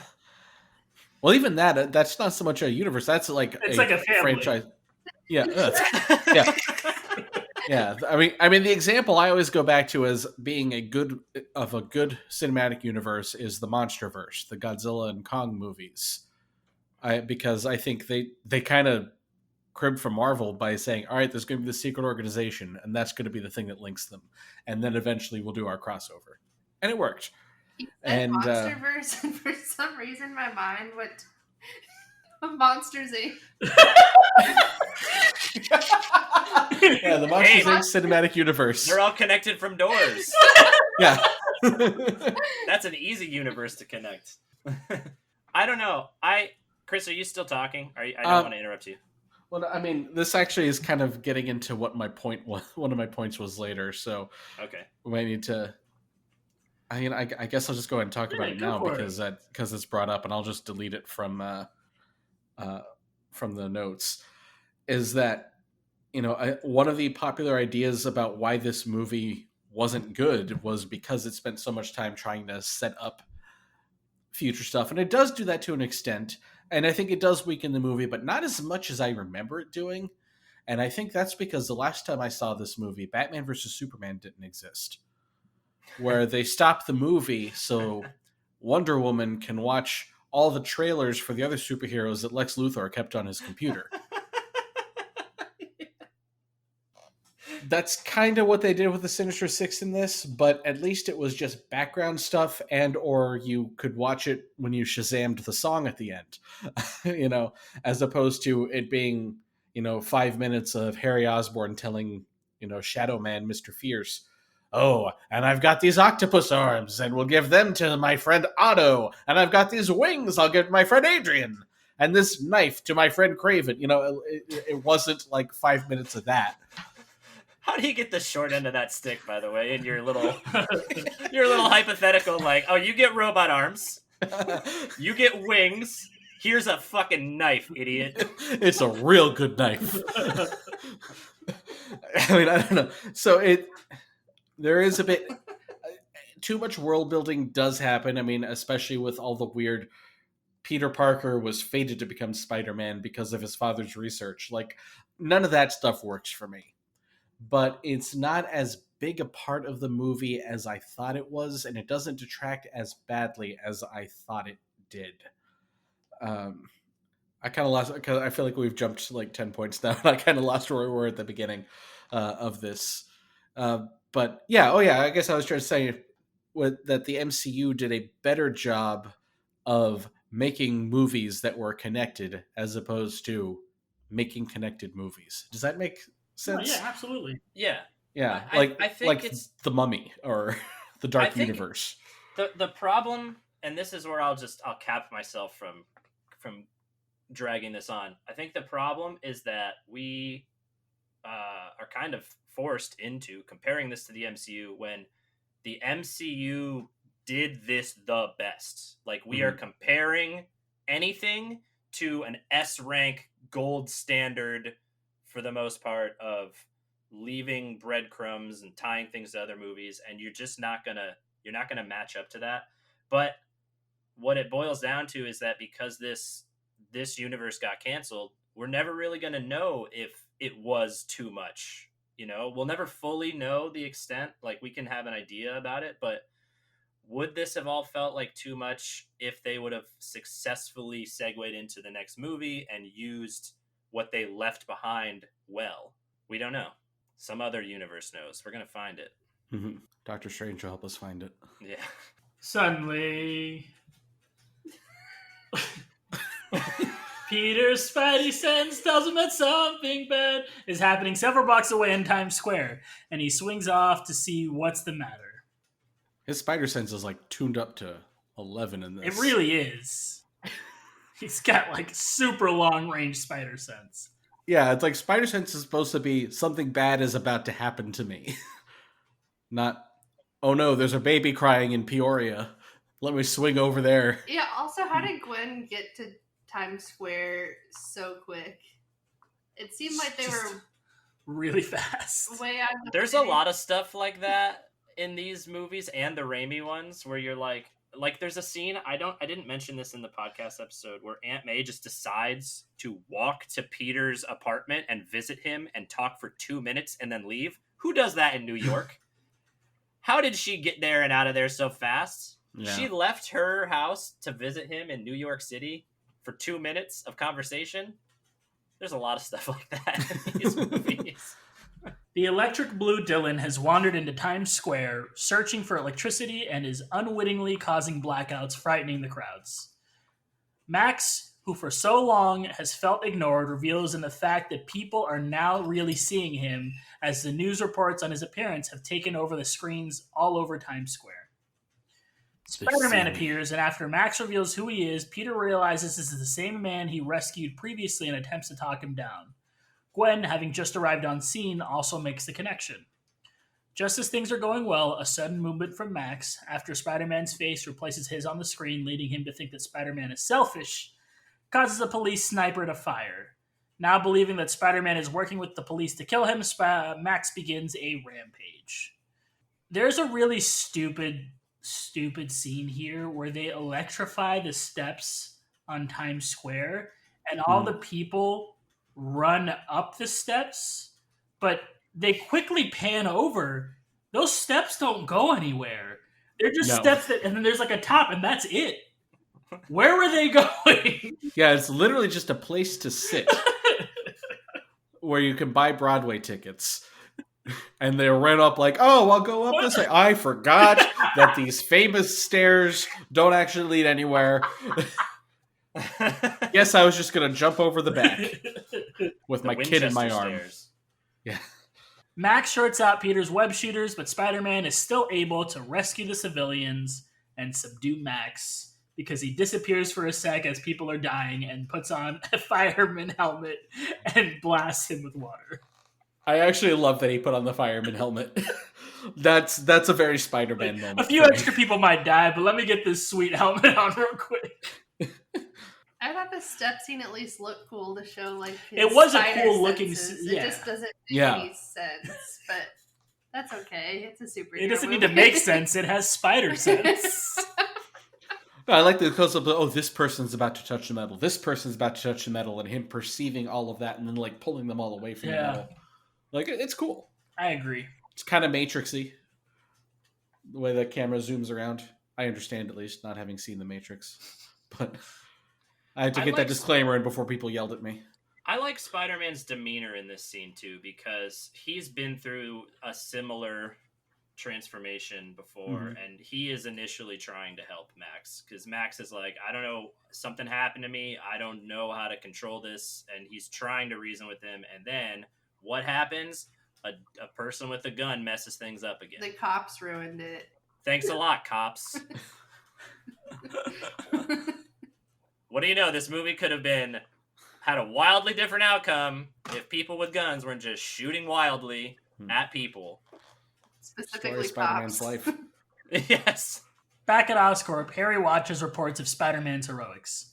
The data drives that Norman gave him opens and reveals several of Oscorp's special projects, including a prototype battlefield suit that does on-the-fly injury repair, along with an enhanced mobility unit that looks a lot like a glider. If he had an entire suit that just perpetually healed him, why didn't his dad put that suit on? That's a good question. It doesn't trim nails. It's a good point. He wouldn't fit because they're gloves, and he can't put his hands in the gloves because his nails are too long. So You have to design the glove around his hands. My one weakness, nail files. among the files are a video of Norman Osborn and Benjamin Parker discussing Parker's research into spiders' abilities to self-heal, culminating in their creation of hybrid spiders with human DNA. Can spiders actually heal themselves fast? Is that a spider power? I thought that was a Wolverine power. I'm sorry, I'm doing my best Andrew Garfield impression right now. Oh, No, Emma Stone's don't. like running to your house now. No. Oh, wait, I'm coming over. Yeah, what a strange. Yeah, like I know Peter and Spider-Man in general has like some regenerative ability, but he's not Wolverine. He's not Deadpool. Like he can't just like Yeah. on the fly regrow a limb or something. If only you got bit by a lizard. In Queens, Peter tries unsuccessfully to find a way to protect his web shooters from electricity. Is that one of the scenes that had a song in it? Okay. Yes. That is one of them, but it is not the one you're thinking of because there is one scene in particular where I thought, why is this song here? I think that's something that ages poorly from these movies, is including like actual songs from the time period, and they're not even songs that I would have chosen from the year 2014. Yeah. I think this was like the dance like music remix of like Pursuit of Happiness with no words, so it was like short, but it didn't need to be there. The other scene is the one where Peter's building the like conspiracy board and For You plays. Philip. Yeah, that Philip song. I thought that was the weirdest thing. Like, I was like, why is this song playing here? Because he'll love you long after you're gone. His dad is gone. But that's not really what the song's about at all. It's not about I missing know. characters. I know. I'm trying my best here. But yeah, I think that's one of the things that really dates this movie, which like I like the movie, but like looking back, I was like, that didn't age well, and I think it's for the best that the MCU doesn't have a lot of like songs. Like they're very few and far between. Well, and like there are ways to do it well. Except for Guardians where it Yeah. works. Like Spider-Verse does it really well. Spider-Verse has like a whole curated set. I think Black Panther had a few Yeah. that were like curated like this, but they got to be done well. These are not done Endgame well. Well, and those were done like in Into the Spider-Verse. That song was like done. But those were all done for the movie. Black Panther was done for the movie. Yeah. This was just a popular song at the time. Ragnarok did it. Iron Man did it. Well, see, those movies, a lot of those in Spider-Verse as well, when they're not doing the new songs, they're old songs. They're older songs. So they've already aged. So using them evokes like sort of a different set of emotions. Whereas this is just like, this movie is about the teens. So we have to have the popular Yeah, when music you in use it. current songs, you're like guessing what will age well, and Yeah. in this case, they guessed it Yeah. correct. Because almost every other time there's a song used, it's either used very deliberately because this song fits this scene and you're trying to evoke a certain mood, or it's like this movie set during the Vietnam War, so we have to use Creedence Clearwater Revival. It's like there are specific songs from specific periods that always show up in these movies. So, yeah, just throwing a contemporary song in there because it's contemporary That's got to be a legal obligation with Creedence Clearwater. Yeah. Like, no, we got to. What song would you prefer to have him do his dad board and his web? I just looked up popular altering songs 2014, and one of them was Chandelier by. That one. That one. Yeah. Oh, I'm gonna swing. Yeah. That's perfect. If we're not limiting ourselves to contemporary songs, I think one way or another, I'm gonna find you. I'm gonna get you. Or Cats in the Cradle. That's a song about broken relationship with a father. Make everyone cry. I don't have any more songs for you guys. Damn. Unless you want Oh, Ariana okay. Grande or Nicki Minaj or Who says I don't? Fancy by Iggy Azalea. Oh, because it was I saw Bang Bang was on there, right? Yeah. Well, why can't we have Bang Bang for when he's making these web shooter things with electricity? The song with like Jessie J. Bang, bang, Yeah, and just bangs happening all over the place. He's like bang bang. Harry calls Peter to confess that he is dying and invites him to Oscorp. Harry shows Peter the video of their fathers explaining that the venom from the spider hybrids was intended to act as a cure for Norman's illness. Harry has concluded that Spider-Man's powers came from being bitten by one of those spiders and asks Peter, who has gotten photos of Spider-Man for the Daily Bugle, to find Spider-Man so that Harry can get his blood. Once again, everything with Harry is stupid because this makes no sense. Oh, you've taken a picture of this person before. Can you get me a meeting with them? What do you mean? Yeah. I think it's very reasonable when Peter says, I took a picture, he was far away. Like, obviously he's lying, but under any other circumstances, you'd be like, oh yeah, that makes sense. I took a picture of Ian McDermott once when he appeared at Star Wars Weekends at Disney World. Doesn't mean that I can call him up and say, hey, you want to come on our podcast and talk about being the Emperor? Yeah, I was going to say, I've taken pictures with Goofy before, but I don't have Goofy on speed dial. I think my biggest Harry critique is I don't understand the timeline of this disease. Because he instantly is like, I'm dying, I'm going to die, and makes it seem like he's going to die like any day now. But like, no, His dad lived for a long Norman time. lasted quite a bit, and like in the video they showed with him and Peter's dad, like he looked okay. He didn't look too sick, but Harry instantly is like starting to like visibly have symptoms. Like the day that he found out that this was a family disease, it somehow like took effect because he was like, oh, it starts around this age, but like it starts like very quickly. It always starts right after your father tells you about it. And son, that day, I'm going to die soon, so I better tell you about it now. Because damned if I'm going to be the only one.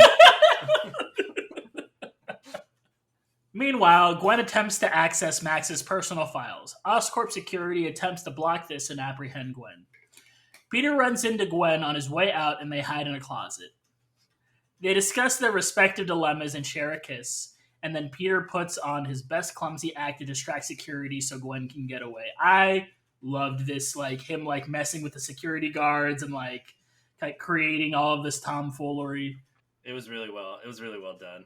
Him walking down the hall and jumping and kicking his heels together, that felt like a Sam Raimi touch, honestly, to me.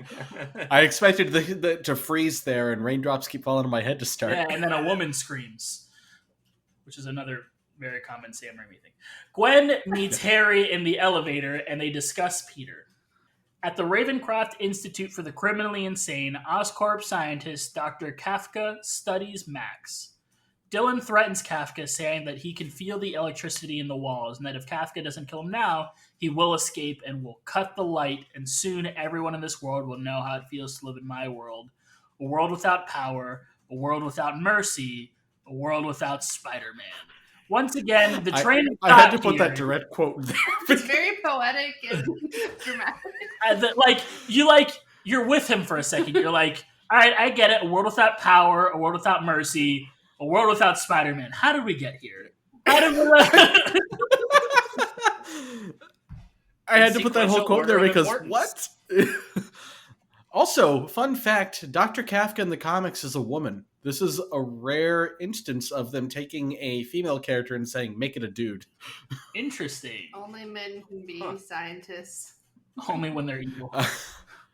I feel like maybe it was perhaps a misguided but well-meaning attempt for, when Electro kills him in a very horrible fashion, like, we don't want to look, he's abusing women. That's the only reason I could think of that they would say, let's make Dr. Ashley Kafka, a man. Chris, this movie, we've already talked about how this movie isn't perfect, right?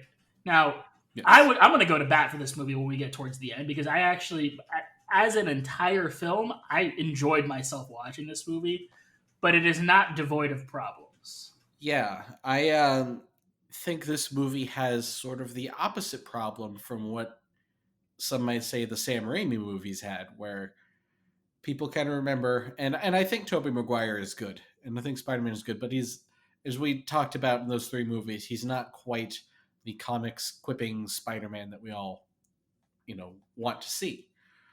But I think what those movies do have, except for Spider-Man 3 perhaps, are compelling, interesting villains to watch.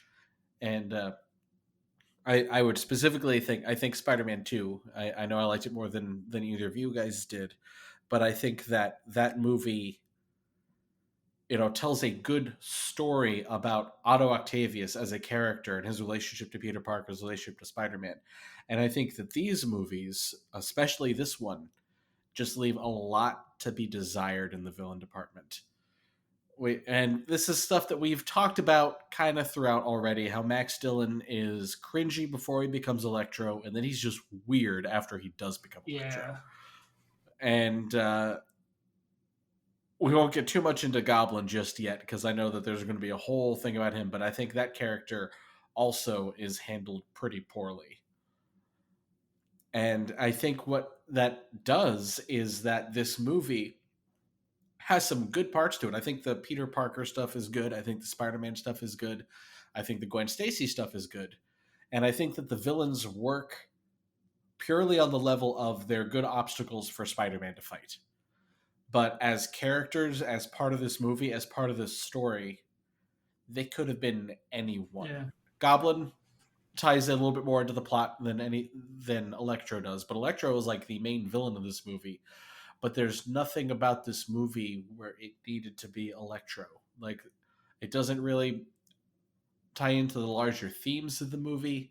It almost doesn't even affect not just the plot, but any of Spider-Man's. It's just someone for Spider-Man to fight at the end. And it feels disconnected. Whereas, if you look at Spider-Man 2, it's all about Otto and Peter.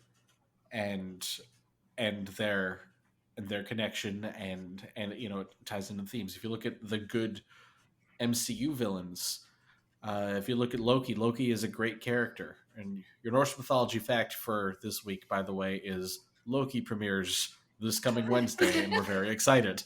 We're always building up to. But Loki is a great character, and that's what makes him a good villain. Thanos, you look at Infinity War, really interesting character, and that's what makes him a compelling villain, not just because he's a tough guy to fight. And that is what this movie's missing, and that's what holds it back for me, I think, in a very big way. Yeah, I think this is another, going back to, they tried to start a lot of things that they didn't end up finishing. One of the big problems I felt like these movies do is they start character arcs and then they never finish them. I think Peter's character arc in the first movie, because I didn't hate seeing like a self-serving Spider-Man at first, but the problem with that is they never resolve that. They never go and say, all right, well, Peter learns that he needs to help people and blah blah blah. He just kind of goes to the end of that movie and is still about the same. That character arc kind of just dies and fizzles away. I feel like Max Dillon is another one. He begins to have a character arc of self-discovery and but rather than actually give him a full character arc, they go, all right, this is the point where he's going to turn crazy and we don't have to do any of the rest of that stuff. And I feel like they do that with a few characters here because they were just trying to design a bigger universe where they were going to do these character stories over large, several movie series. The problem with that is you're still making a singular movie here. So you need to have your character arcs be fleshed out in the movie that you're making.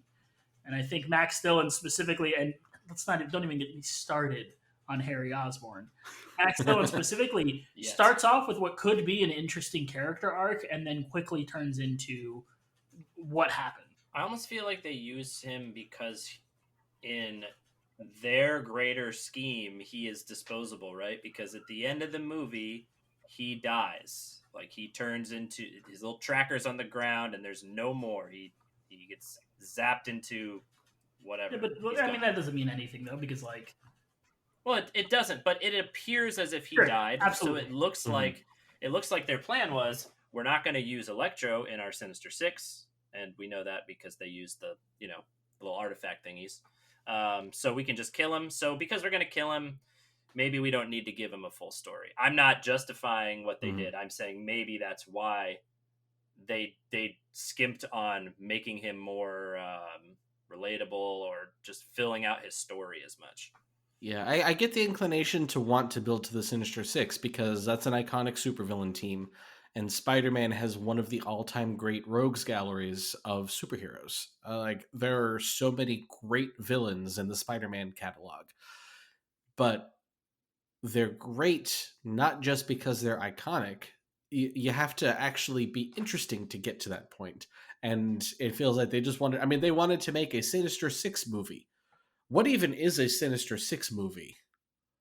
Is it just a Spider-Man movie where Spider-Man isn't in it all that much because he's the antagonist? Just imagine them all standing in a circle. There's 6 of us, and we're all pretty sinister. What are we? Some kind of Sinister Six? Yeah, it's like, I don't know how you make a Sinister Six movie. You can do movies with supervillain team-ups. It can be done. Maybe it hasn't been done well yet, but I'm hopeful for the Suicide Squad. But they're all fighting a common enemy. They're sort of heroic, or at least anti-heroic.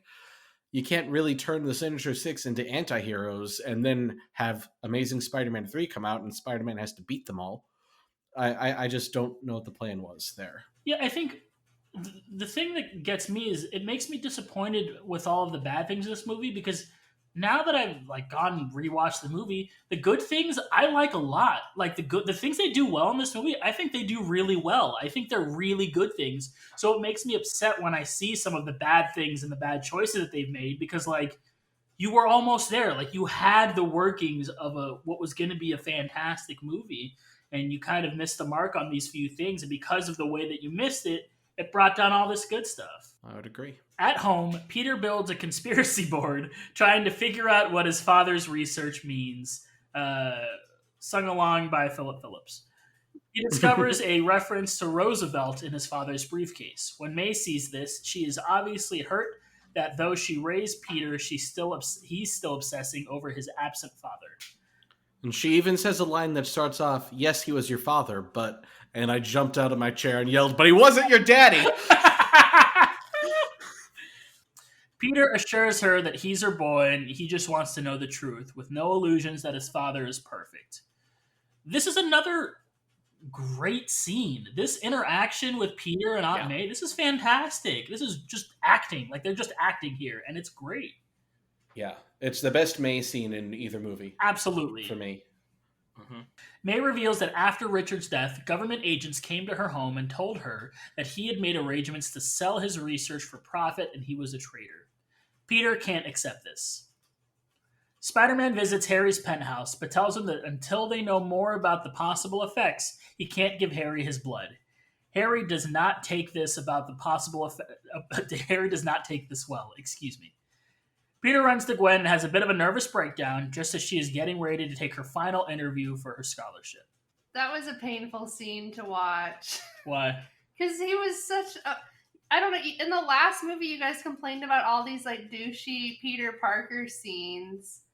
But I think this was maybe the worst douchey Peter Parker scene. I get he was going through something, but he just had no awareness for her, or completely oblivious to where they are, and it's like, And like she tried like 20 times to be like, this isn't the time. And I feel like even if she wasn't going to an Oxford interview, which is a huge deal, someone saying this isn't the time for you to unload your life on me is still an appropriate response. Like, you don't have to have an excuse. You can just say like, we're not dating. I don't like owe you anything. I don't know. This was just really tough. Like, nothing in the first movie like upset me to watch between them, like, because I thought their like interactions were fine, but this was like a really, really, really tough scene. And I would just imagine like me going to an Oxford interview, which is obviously a huge deal, and having my ex-boyfriend come in and cause a scene. But then he like tries to make it playful right after, where he talks about like how he is like her professor, like something weird. I don't know, like it gets played for laughs like immediately after, and then we never reflect on the fact that he almost ruined her chance of getting into Oxford. That kind of, the way you just said that gave me major Peter complaining to MJ at dinner vibes. Yes. Like, is it just Like, a character trope that Spider-Man is self-involved sometimes and just unaware of like social cues? I think, yeah. I actually Like, think that is kind of a Yeah. Spider-Man personality trait. Like, I think that when he was Yeah. bitten, he got the social skills of a spider.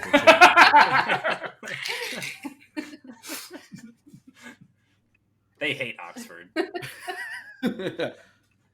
Spider-Man visits Harry's penthouse, but tells him that until they know more about the possible effects, he can't give Harry his blood.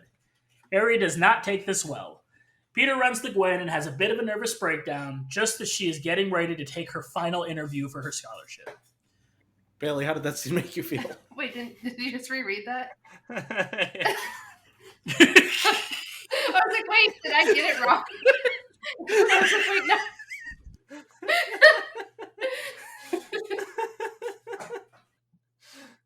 So nice he read it. Excuse me. boy. Back in Queens, Peter angrily throws his father's calculator against the wall. It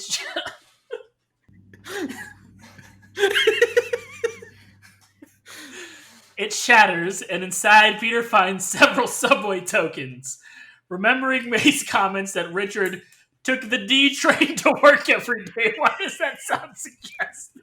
I knew you were gonna laugh at that. Because I laughed typing it. I'm like, that's not funny. Why are you laughing, Chris? Daddy's taking a ride on the D train. It's with the D train twice a day. Oh. Peter realizes that Roosevelt must refer to a subway stop. Obviously.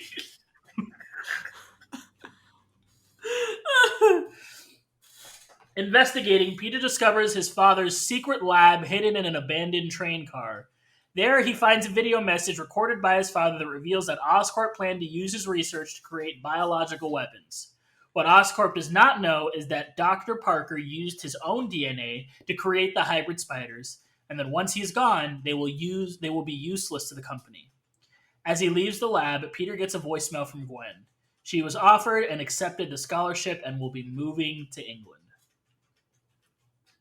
Meanwhile at Oscorp, Felicia tells Harry that before the spiders were destroyed, their venom was extracted and stored in an off-books location called Special Projects.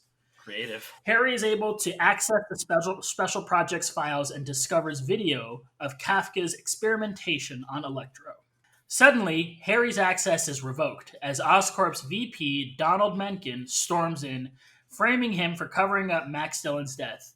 He has Harry removed as CEO. Harry breaks into Ravencroft and proposes teaming up with Electro. Electro escapes and joins up with Harry, allowing Harry to break into the Oscorp building. Electro kills, then revives Mencken, who reluctantly agrees to bring Harry to Special Projects. Electro leaves through the power outlet to go find Spider-Man. In Special Projects, we get to see some of the things Oscorp has been working on, in addition to the suit and glider we saw earlier. We get a glimpse of 4 robot tentacles. Mencken injects Harry with the spider venom, instantly curing him, and everyone lives happily. Actually, it gives Harry scary teeth and claws, weird hair, and green skin. Seeing the battlesuit, Harry crawls towards it, puts it on, and escapes on the glider. Okay, it's time to finally talk about the worst part of this goddamn movie, and it is Harry and Green Goblin, and it's all awful. First off, here's one of the biggest problems with this whole thing. Harry gets injected with the venom, right? He then almost dies, puts on the suit that heals him so that he doesn't die, and then he's like, you know whose fault this is? Spider-Man for not having me die sooner. Yes! I do not understand his evil logic It just at all. doesn't make any sense. Why is he mad at Peter? Like, Spider-Man chose right. He literally was like, if I give this to you, you might die. And then he took it and almost died. He wasn't He cured should at have just all. went after the guy. He should have went after the guy that let him. Yes! It doesn't make any sense. Not to mention any of the surface level things like the way that the Goblin looks, which is terrifying, and not in a good way. It is not oh, that's a cool, scary. It is like oh my god, he looks diseased. Because he is! It's one of those things that, like I said earlier, I get what they were going for, but it ends up looking like an episode of Cake Rex. Or Nailed It, or whatever that show is, where Nailed they It. recreate cakes and they're bad at it. Like, we talked a lot about how we didn't like... Oh, I didn't talk about it, but you guys talked a lot about how you didn't like Harry from Spider-Man 3 and his, like, surfboard glider. I would happily take surfboard glider back compared to this Green Goblin. I feel like I need to go back and watch Spider-Man 3 again, and I'll probably like that Goblin even better. Better now. Perhaps it was too harsh. This is all awful. It's so bad. It's just from the whole movie, and I feel like you take Green Goblin just out of this movie, right? You give Electro just a little more, and this movie becomes significantly better, right? Like, you find a way to make it. Maybe Electro's the one. Like, I get that you were trying to be trying to have it be just like the comic. Maybe Electro's the one that ends up leading to Gwen's fall. And that can be a way that you resolve both of those character arcs, right? Like, Max Dillon finds a way to realize, like, oh no, like, one of the only people that actually remembered who I was and was actually nice to me, and I caused their downfall. Like, that would have been that would have been so sad. That would have been such a much more interesting way to kind of close out the Electro story. But instead, he just kind of bursts, and then we get the quickest fight scene in the world with Green Goblin and Peter. And then we get the whole clock tower scene, and some of that stuff is cool, like the actual fighting. I don't know why, the actual fighting, but it just is so rushed and it's so dumb, and just I wish Harry wasn't in this movie at all. Do you think it would have been better if the actor was better? Because I think that's also a separate problem. Like, he's clearly the worst actor in this movie. Yes. But also, they did him so dirty. Like, Andrew Garfield, Sally Field, Emma Stone, Jamie Foxx, and then this, like, random person who I think hadn't been in a lot beforehand, and he's meant to, like, take on this, like, big role. Not even a big role, but, like, the scenes he's in, he's supposed to, like, really be acting. Yeah. And I mean, Harry Osborn is a big role in a Spider-Man story. Well, in this movie, he's not, like, the biggest role, Yeah. but, like, in all of his scenes, he, like, is meant to be doing a lot. Like, he's meant to be the focus of every scene he's in. He does okay when it's just the Harry and Peter banter, but then once he, like, needs to be really emotional and, like, trying to get the cure, like, he just is a terrible actor also. Yeah. I think, to his credit, I feel like the writing for Harry was just awful in this movie. Yeah. To the point where I don't know if any actor really could have salvaged it. I don't know enough about this guy's other works to know if it was bad acting, bad writing, bad directing, or some horror combination. Movie a few years after called A Cure for Wellness, ironically enough, which is what he was looking for. Well, overall, Eduardo's point holds really strong, I think, here, because, like, we can pretty much agree that most of the scenes that we don't like in this movie involve this guy, right? In some way. And if Green Goblin was not a focus, if instead that extra time was devoted to Electro, we wouldn't have any of the fluff that involves Harry. We wouldn't have any of the awkwardness, the strange acting. Like, there's a lot. It would have boosted this movie a lot. It's just weird. I don't. Again, I think what was in, like, Divergent or something too, like soon after, or Yeah, he was in that. He was in he was in Chronicle. He was in Valerian and the City of 1,000 Planets. Oh, classic film. Yeah, and he wasn't in Divergent, no. but he was in the miniseries Lycie's Story, which just premiered on Apple TV Plus 2 days ago. So he's on that. So that's what he's doing right now. I don't know. I gotta feel like it's mostly writing. Yeah, I feel like he wouldn't keep. I feel like if it were just the acting, this would have killed his career, and he's been working steadily since then. So and I'm more inclined to blame the writing.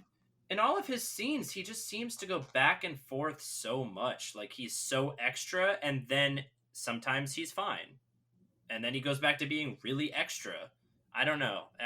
It's a tough I pin. would have loved to see slimy James Franco with the weird face. The weird goblin face. Saying slimy and then saying James Franco is redundant. Mm-hmm. He played Billy the Kid in a movie that Vincent D'Onofrio directed. Oh, okay. So there's something. Stuck in traffic on our way to the airport, Gwen sees a message written in webbing on the Brooklyn Bridge. I love you. Just like Batman put up the fire bat signal in Dark Knight Rises. Some pig. She goes out to look at it, and Spider-Man picks her up. On top of the bridge, Peter declares his love for her and says that he will move to England with her, reasoning that they have crime out there too, like Jack the Ripper.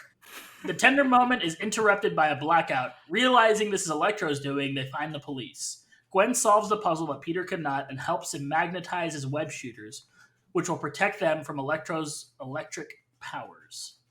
Peter then webs Gwen to a police car, saying that for her safety, she should not follow him, which obviously that means she's going to follow him.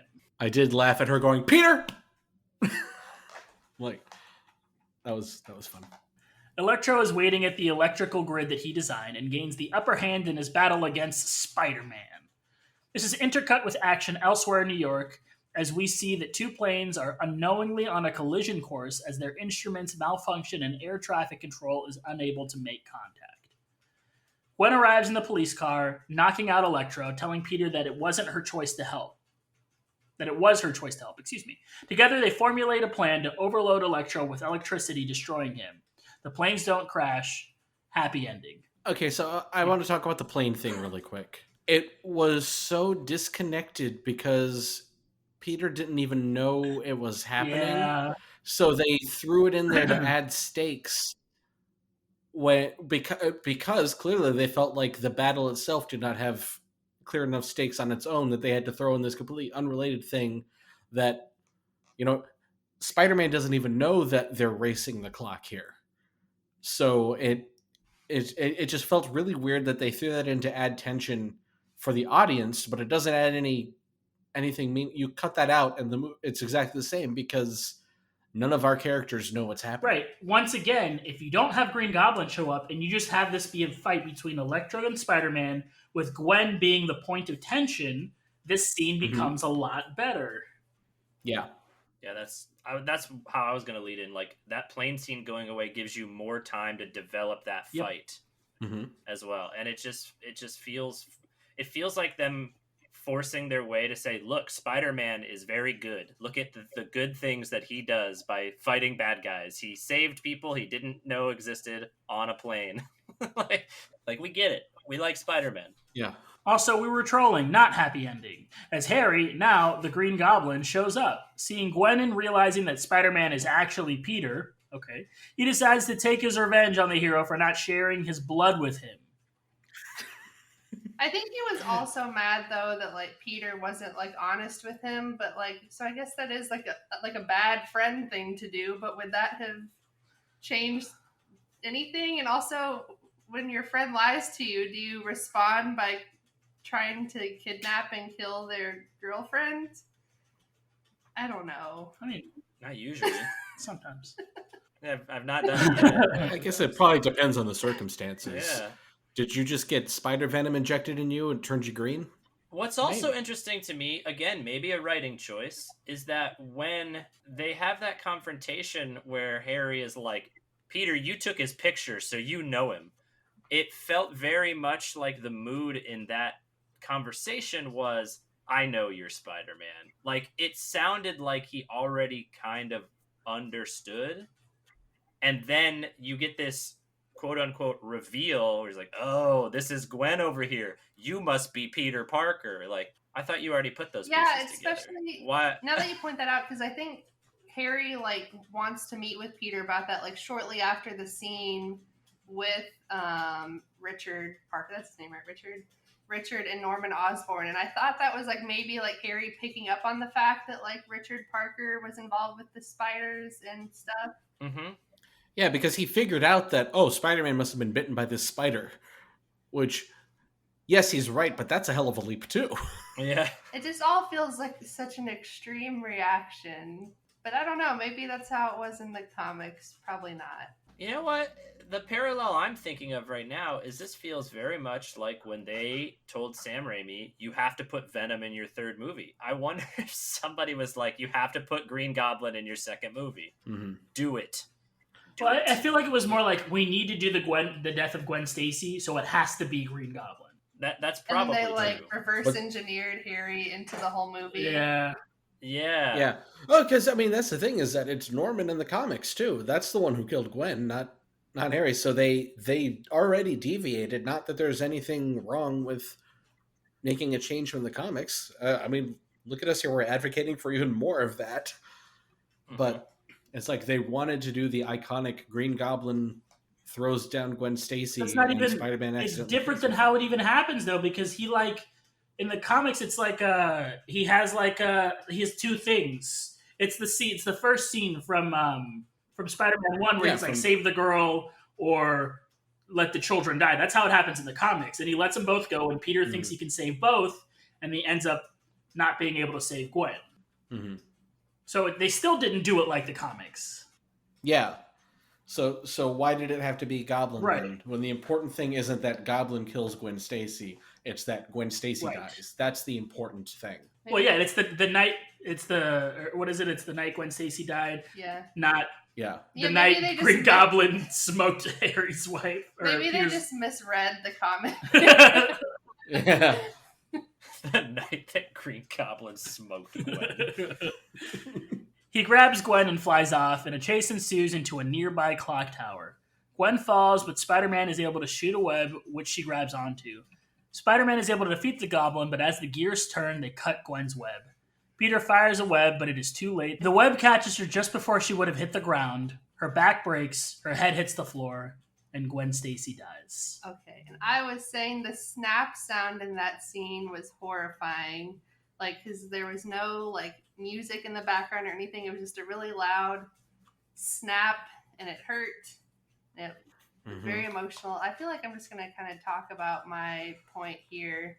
Because I thought this was a good scene. It was, like, a sad scene, but, like, it was, like, a cool fight, and it's very emotional and very dramatic. But I don't know what the purpose was of Gwen Stacy dying. I don't know if we would be able to understand it without the third movie. Because it does seem like they just really wanted to do the night Gwen Stacy died, like, in a movie. But, like, there's not a lot of movie after this point. Like, Peter's, like, sad, but then he goes out to be Spider-Man. But I feel like there's not a lot of, like, grappling with, like, the effects of that. And I don't know how... Like, it seems like it wasn't necessary at all, but maybe it would have been necessary if we got a third movie. I just didn't know if you guys had any thoughts. Because, like, it's cool, the scene's there. I just don't know why it needed to be there, and if that was critical to Amazing Spider-Man 2, or if it was that it was very specifically setting up an arc in Spider-Man 3. Because based on just what we have, like, I don't know if Gwen Stacy needed to die at the end of this movie. Yeah, they condensed the arc because it's Spider-Man is sad in a montage and stops being Spider-Man until he decides to be Spider-Man again. That all happens in like 2.5 minutes. Yes. He like just watches her graduation speech a few times and then is like, I'm gonna get back out there after Aunt May's like, what are you doing with your life, basically? Mm-hmm. When you brought it up initially, it kind of felt to me like it was just something that they were doing to nod to the comic. But earlier, when we were talking about the original direction of Spider-Man 3 was to give Spider-Man weird regenerative resurrection powers. I mean, maybe that is why they're like, it's okay, we can kill her. We're gonna bring her back. Look, we'll give the comics fans something that they recognize easily, and then we will MacGuffin her back to life. I don't know if I would have liked that as a third movie plot point though, like, but I guess like maybe it would have been fine because it's not like Harry, or not Harry. Sorry, Teddy's scratching at the door. It's not like Peter is that sad about her for that long, but like it would have been weird if there's this like very dramatic scene, like very emotional, and then surprise, Gwen is back in the next movie. Like I feel like in my head it would have been like Andrew Garfield like learning some sort of lesson and becoming more mature and more like selfless Spider-Man. But I think it would have been weird if they were just like he spends all the time trying to bring her back. But maybe it would have been good, who knows? But just based on what we have, it's just a weird ending to the franchise. Yeah. Yeah, it's I since we don't know what it would have been like going forward, it's really kind of hard to say. It feels like just one more idea kind of thrown into this movie. Yeah, that's how I feel after rewatching it, which I didn't feel originally. I was like, but I guess originally I didn't know that we would never get any more Amazing Spider-Man. But like the more I think about it, the more disappointed I am that they canceled the sequels and spin-offs, and the less I think I like this scene because like I don't know what to make of it or what context to put it in because it's such a big part of the comics. Like it's a very like iconic like comic, and then we don't really know what becomes of it besides that he fights the Rhino at the end of the movie. Yeah. It's like kind of like I said at the beginning, they telegraph this so much, honestly, throughout both movies that Gwen's going to die, just like she does in the comics. You remember that comic you all like that's really sad? We're going to do that. And it almost just gets to the point of like, we're doing it now. Here we go. She's going to die just like you remember. We did it. And it's like, okay, but why? Yeah, like why beyond that's what Gwen Stacy does? Yeah, they even like put her in the outfit, I believe. Like she's wearing like the same outfit she does in the comics. You're like, no, it's happening the whole movie, and then it happens, and then I don't know, like you're just left to think about it on your own. Yeah. But not even really, because the movie doesn't end on a super sad note. It ends on like an inspiring note, literally 5 minutes after she died. Yeah, the last thing is they rushed through that at the end, I think. Not that I want the movie to end with him just like hanging up his web shooters and being like, well, I guess I'm done being Spider-Man. That really would have been a bummer for not getting a sequel. And that's how that story ended. He was so sad that he quit being Spider-Man. The end. But why can't we bring it back? We talked about this in our group chat, and sorry, Robbie, you're not here to maybe agree with us on this one, but why can't we have multiple Spider-Man stories going on in a movie universe, different movie universes at the same time? I fully would endorse, at this point, after rewatching this movie, bringing Andrew Garfield back. Maybe they change how their plot goes forward, but I would like seeing another Spider-Man story on the screen. Like, there's tons and tons of comics of him doing different things. Sometimes it's a completely different Peter Parker. Sometimes it's not Peter Parker at all. Sometimes it's Miles. Sometimes it's Ben Reilly. Like, why can't we have multiple of successful Spider-Man things going on at the same time? I think it'd be cool. Yeah, I would love it if Marvel and Sony's agreement was that, all right, Marvel, you're going to keep having your version of Spider-Man that you use for MCU projects. We will also have a different Spider-Man that we will use to connect our little Spider-Man universe. And that, sometimes there will be, not just multiple versions of Spider-Man happening in different movies, but also sometimes now we're going to get an MCU version of Venom that's different from the Tom Hardy Venom. And now we're going to get a different version of Morbius or whatever it might be. And I think people could handle that. I don't think that's asking too much of audiences. Especially now that we have a whole movie about how there's a bunch of different spider people in a bunch of different universes, and it's the best Spider-Man movie ever made. Like, cool, start there and keep going, you know? I mean, I don't think people are too confused by there being a Joker movie that Jared Leto wasn't in. Yeah. You know, just a couple years after Suicide Squad happened. I don't think anyone was like, this doesn't make any sense. And we're getting... Now, granted, this is partially because of DC just mismanaging everything that they do, but we're going to be getting a new Batman movie that doesn't tie in with the Ben Affleck Batman stuff. And it seems like they've given up on worrying about people being confused by there being more than one actor playing Batman for different things. I think they trust audiences enough to say that they can do that. So I don't see there's any reason why Sony and Marvel couldn't come to that agreement where we get MCU versions of Spider-Man characters while Sony gets their own little universe of Marvel characters that connects in its own way as well. And you can have different versions, and I think that wouldn't trouble anybody. And where's the audience that would care about that negatively? Like, I think the people that like Spider-Man stories from comics and just like Spider-Man in general would be totally cool to see multiple runs at the same time. Whereas people that just go to the movies because they like seeing movies would also still have a good time watching a Spider-Man movie that they don't need to be connected to the other whoever is playing Spider-Man in the future, or depending on how many universes there are. Do they care? Like the small sliver of that entire mass of people that would be like, I can't have two Spider-Mans. It doesn't make any sense. Like, it's got to be so small that who cares? Mm-hmm. I think if you're Marvel, though, you're concerned whether or not people are going to get Spider-Man fatigue. Like, if there are too many Spider-Man stories out there, it kind of dilutes how special it is that you have Spider-Man. Maybe. Yeah, I could see Sony and Marvel not thinking the same way specifically Marvel. But yeah, Sony, I know you listened to the last episode, so if you also listen to this episode, just know that we think it would be just fine if you do an Amazing Spider-Man 3. In mourning, Peter gives up being Spider-Man for several months as the citizens of New York wonder if their masked protector will ever return. Back at Ravencroft, the shadowy figure from the mid-credits scene in The Amazing Spider-Man, now identified as Gustav Fiers, visits Harry, who is looking less goblin-y than before. They discuss putting together a small team to defeat Spider-Man once and for all, and Harry says they have everything they need at Oscorp. Fiers enters... Oh, go ahead, Chris. My question is, why do they want to defeat Spider-Man when Spider-Man has been gone for months? Spider-Man's defeated. The only reason he comes back is because they sent one of their guys out.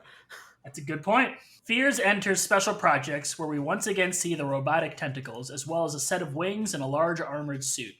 Fiers says they have their first candidate, Alexei Setsevich, the Russian mobster from the beginning of the film. When they said small team, do you think they thought that 6 was the number they were looking for with a small team? Yeah. Perhaps. I'm honestly surprised he didn't say 6. Maybe me and 5 others for a total of 6. At home, sad Peter sees the reports of an attack downtown. May mentions that it's too bad that Spider-Man has disappeared since people need him. Peter sees that she's going through some of Ben's things to take one last look and then put them where they belong. This encourages Peter to finally watch the video of Gwen's valedictorian speech, the words of which inspire him to suit up as Spider-Man once again. In Manhattan, Setsevich is rampaging in the armored suit we see at Oscorp, now calling himself the Rhino. A crowd has fearfully gathered. Why does a crowd gather every single time there's a fight in this Yes! movie? Thank you. Every single time there's a fight, there's always a crowd just like watching. Barricades conveniently set up. It's like, run away, people. It's not even like a fist fight. That Rhino has Gatling guns on both of his arms. Like, those bullets could go anywhere, and people are just like, ooh. And it's not like people are in the crowd, like, recording it to, like, put on the internet either. They're just, like, literally watching for their own fear and Standing there looking scared. Yeah, Which and is- then this little boy goes out there, and the lady's like, "Oh no, come back to the safety of this metal barricade." Like, what do you mean? Bailey, what you just said has got to be the least realistic thing about the whole movie, because I've been to Magic Kingdom, and every time fireworks happen, all the people that are standing around grab their phones and hold them up into the air and watch the fireworks through their phone. So they should all be recording. Mm-hmm. That's not real. A little boy dressed as Spider-Man climbs through the barricade to stand up to Rhino. As his mother tearfully appeals to the police, the real Spider-Man shows up. Doesn't he say something cute like, "I'll take it from here, Spider-Man"? Yeah. Thanks the boy for being brave and promises to take it from here. Rhino charges, Spider-Man leaps, and the movie ends. Over the credits, we see schematics that hint at the Sinister Six movie, which should be hitting theaters any day now. If you were in theaters and used the Shazam app on the Alicia Keys Kendrick Lamar song that played over the credits, you would see clearer versions of the schematics. Then Mystique shows up and beats up a lot of soldiers. Huh. So, how does this movie compare to the MCU? It's kind of tough because the movie is clearly trying to be more of an MCU style movie, but I don't think it.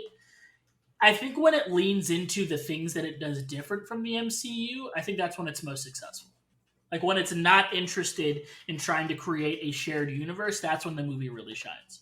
Yeah, it's a decent movie, and where it really suffers is direct comparison structurally to the MCU. I don't think I have much different to say from earlier. I agree with what you guys are saying. I think it holds up better now than it did, but yeah, we never got to see this universe. So, come on, alternate reality, let's go. Yeah, I think I would agree in like what you guys said. When it does things kind of differently from the MCU, it really works. Like I think when it leans more into the like chemistry between Peter Parker and Gwen Stacy, I would take that any day over a Tony Stark and Pepper Potts scene, which like I don't know why you're making that face. I don't think it's been a secret that I think they have a terrible relationship that comes out of nowhere and makes no sense for the most part.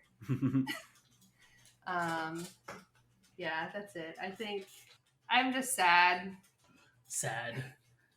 MVPs, Bailey, we'll start with you. Who's your MVP for Amazing Spider-Man 2? I said Peter Parker, and I couldn't even think of who else like it could possibly be. It surely wasn't going to be like. There's really not a lot of choices. Like it has to be Peter Parker. I thought about maybe Gwen Stacy, but then it's just Peter Parker, and also like it would have been weird to pick her as MVP because her arc ends on such a sad note. Yeah, I'm with you. I also picked Peter Parker. Like he seems like the clear choice You here. picked Andrew Garfield specifically. Okay, whatever. Not just any Peter Parker. Peach, what about you? I also chose Peter as my MVP in this movie. I think Gwen would be a close, well, I don't know about close second, but Peter improves so much in this movie. All the criticisms we had are basically fixed, and he plays like the Spider-Man we really want him to be and the Peter Parker we want him to be. Gwen was also great in this movie. It's just Gwen was already great from the first movie for the most part. I like that she has that agency moment that Mary Jane had in Spider-Man 2, where she's like, it's not your choice, it's my choice. I'm going to do what I want. Let me help. But I think Peter's improvement is so noticeable that it's very difficult to not give him the MVP. Chris? Yeah, I'm going to make it unanimous. It's such almost night and day from the... I mean, he had good moments in the first one, but yeah, he embodied the character in a way that he did not, and the writing was so much better for the character as well. That it reminds me of why the conventional wisdom is that he was a great Spider-Man. Yeah, because he was great in the movie, and remembers just being terrible. So yeah, I thought Gwen is literally the only other candidate as far as I'm concerned, but I got to give it to Spider-Man this time. Ratings. Peach, we're going to start with you. What are you going to rate Amazing Spider-Man 2? Yeah, I had it listed here as a 7.5 or an 8. Listeners everywhere just decided that I am the worst human on planet Earth. I think I'm gonna go with 7.5 God's named sparkles out of 10. Just because at this point, after talking about it, I do agree with you, Eduardo, that maybe they should have just left Green Goblin out of the movie and focused more on Electro. I think if they would have done that, it would have gotten closer to an 8, maybe even better than an 8. But I'm gonna go 7.5. Chris? Yeah, I'm close. I'm gonna give it a 7 aborted spin-offs out of 10. Um, Again, the villains just drag it down a little bit more than I would like, but overall, the Spider-Man stuff is very enjoyable, as is the Peter Parker and Gwen Stacy stuff, and it made it a lot more fun than I anticipated, better than I remembered it being. How about you, Bailey? I gave it 8 Oxford interviews out of 10. It was as good as I remember.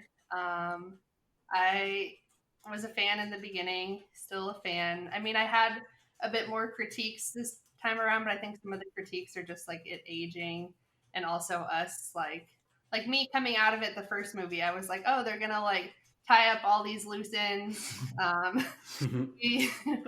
There will be no loose ends that are tied up. But like I enjoyed this movie, and I enjoyed it more than probably like the first, not all, but most of the first like phase and a half of the MCU. So I think that's why I rated it so high. Like I would choose to watch this over any of the Iron Man movies, to be quite honest. Eduardo? I gave it 7.5 snaps out I of hate 10. that you did that. Oh no! My God, dude.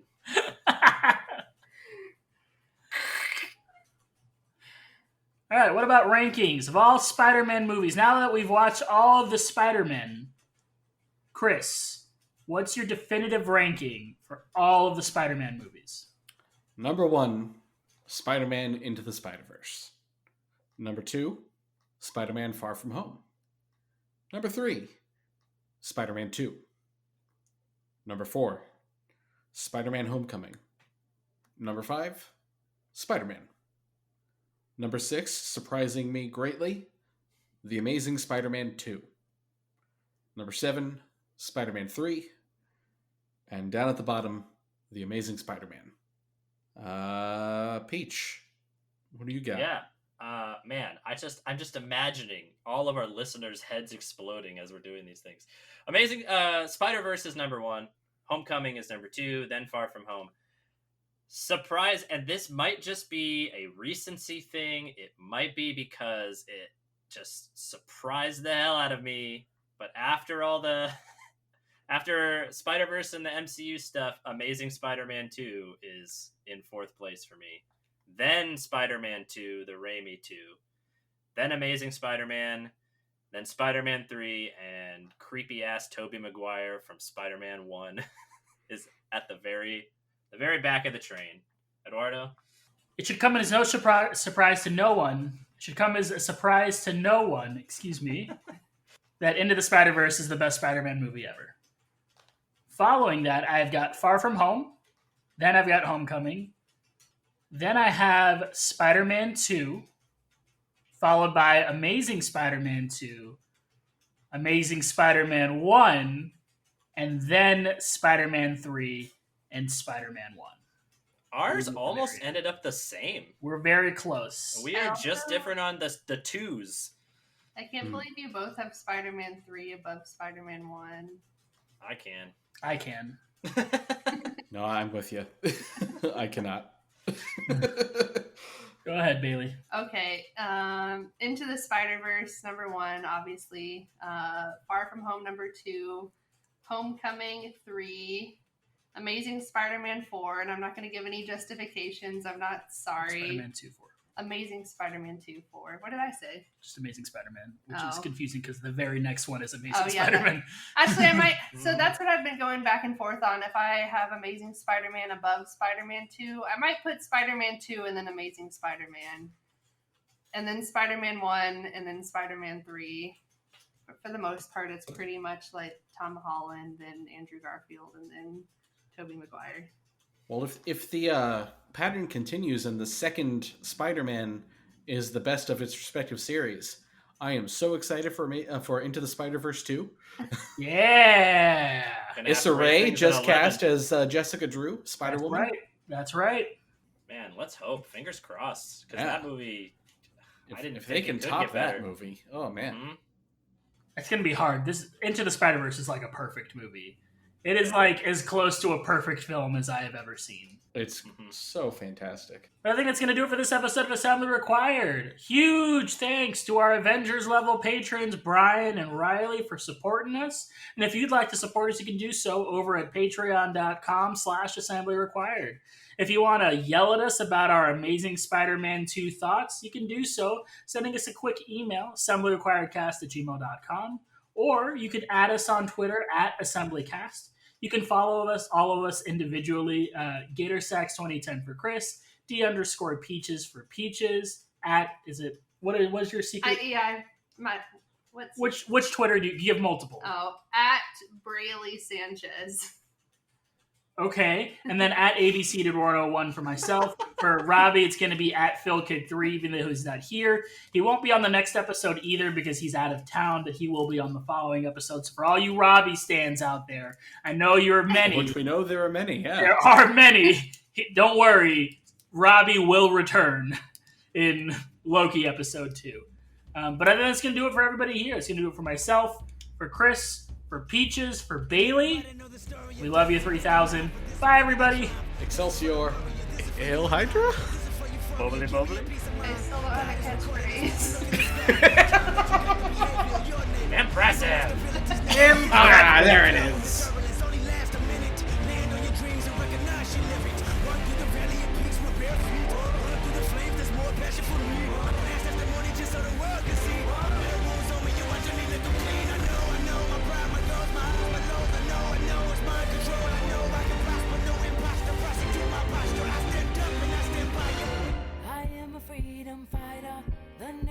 Story wrote, and even through disaster, eye of the tiger for hope. I'm trying to find my way back.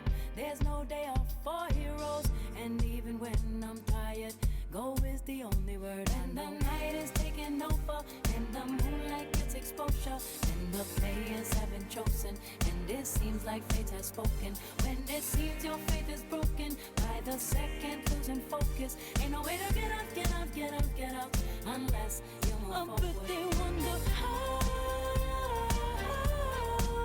Go on, go on. But they wonder how.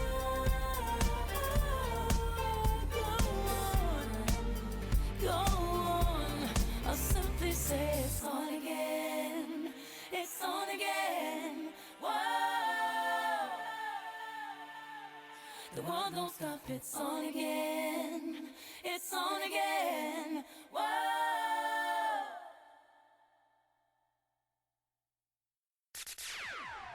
Yo, listen up, here's the story about a little guy that lives in a blue world.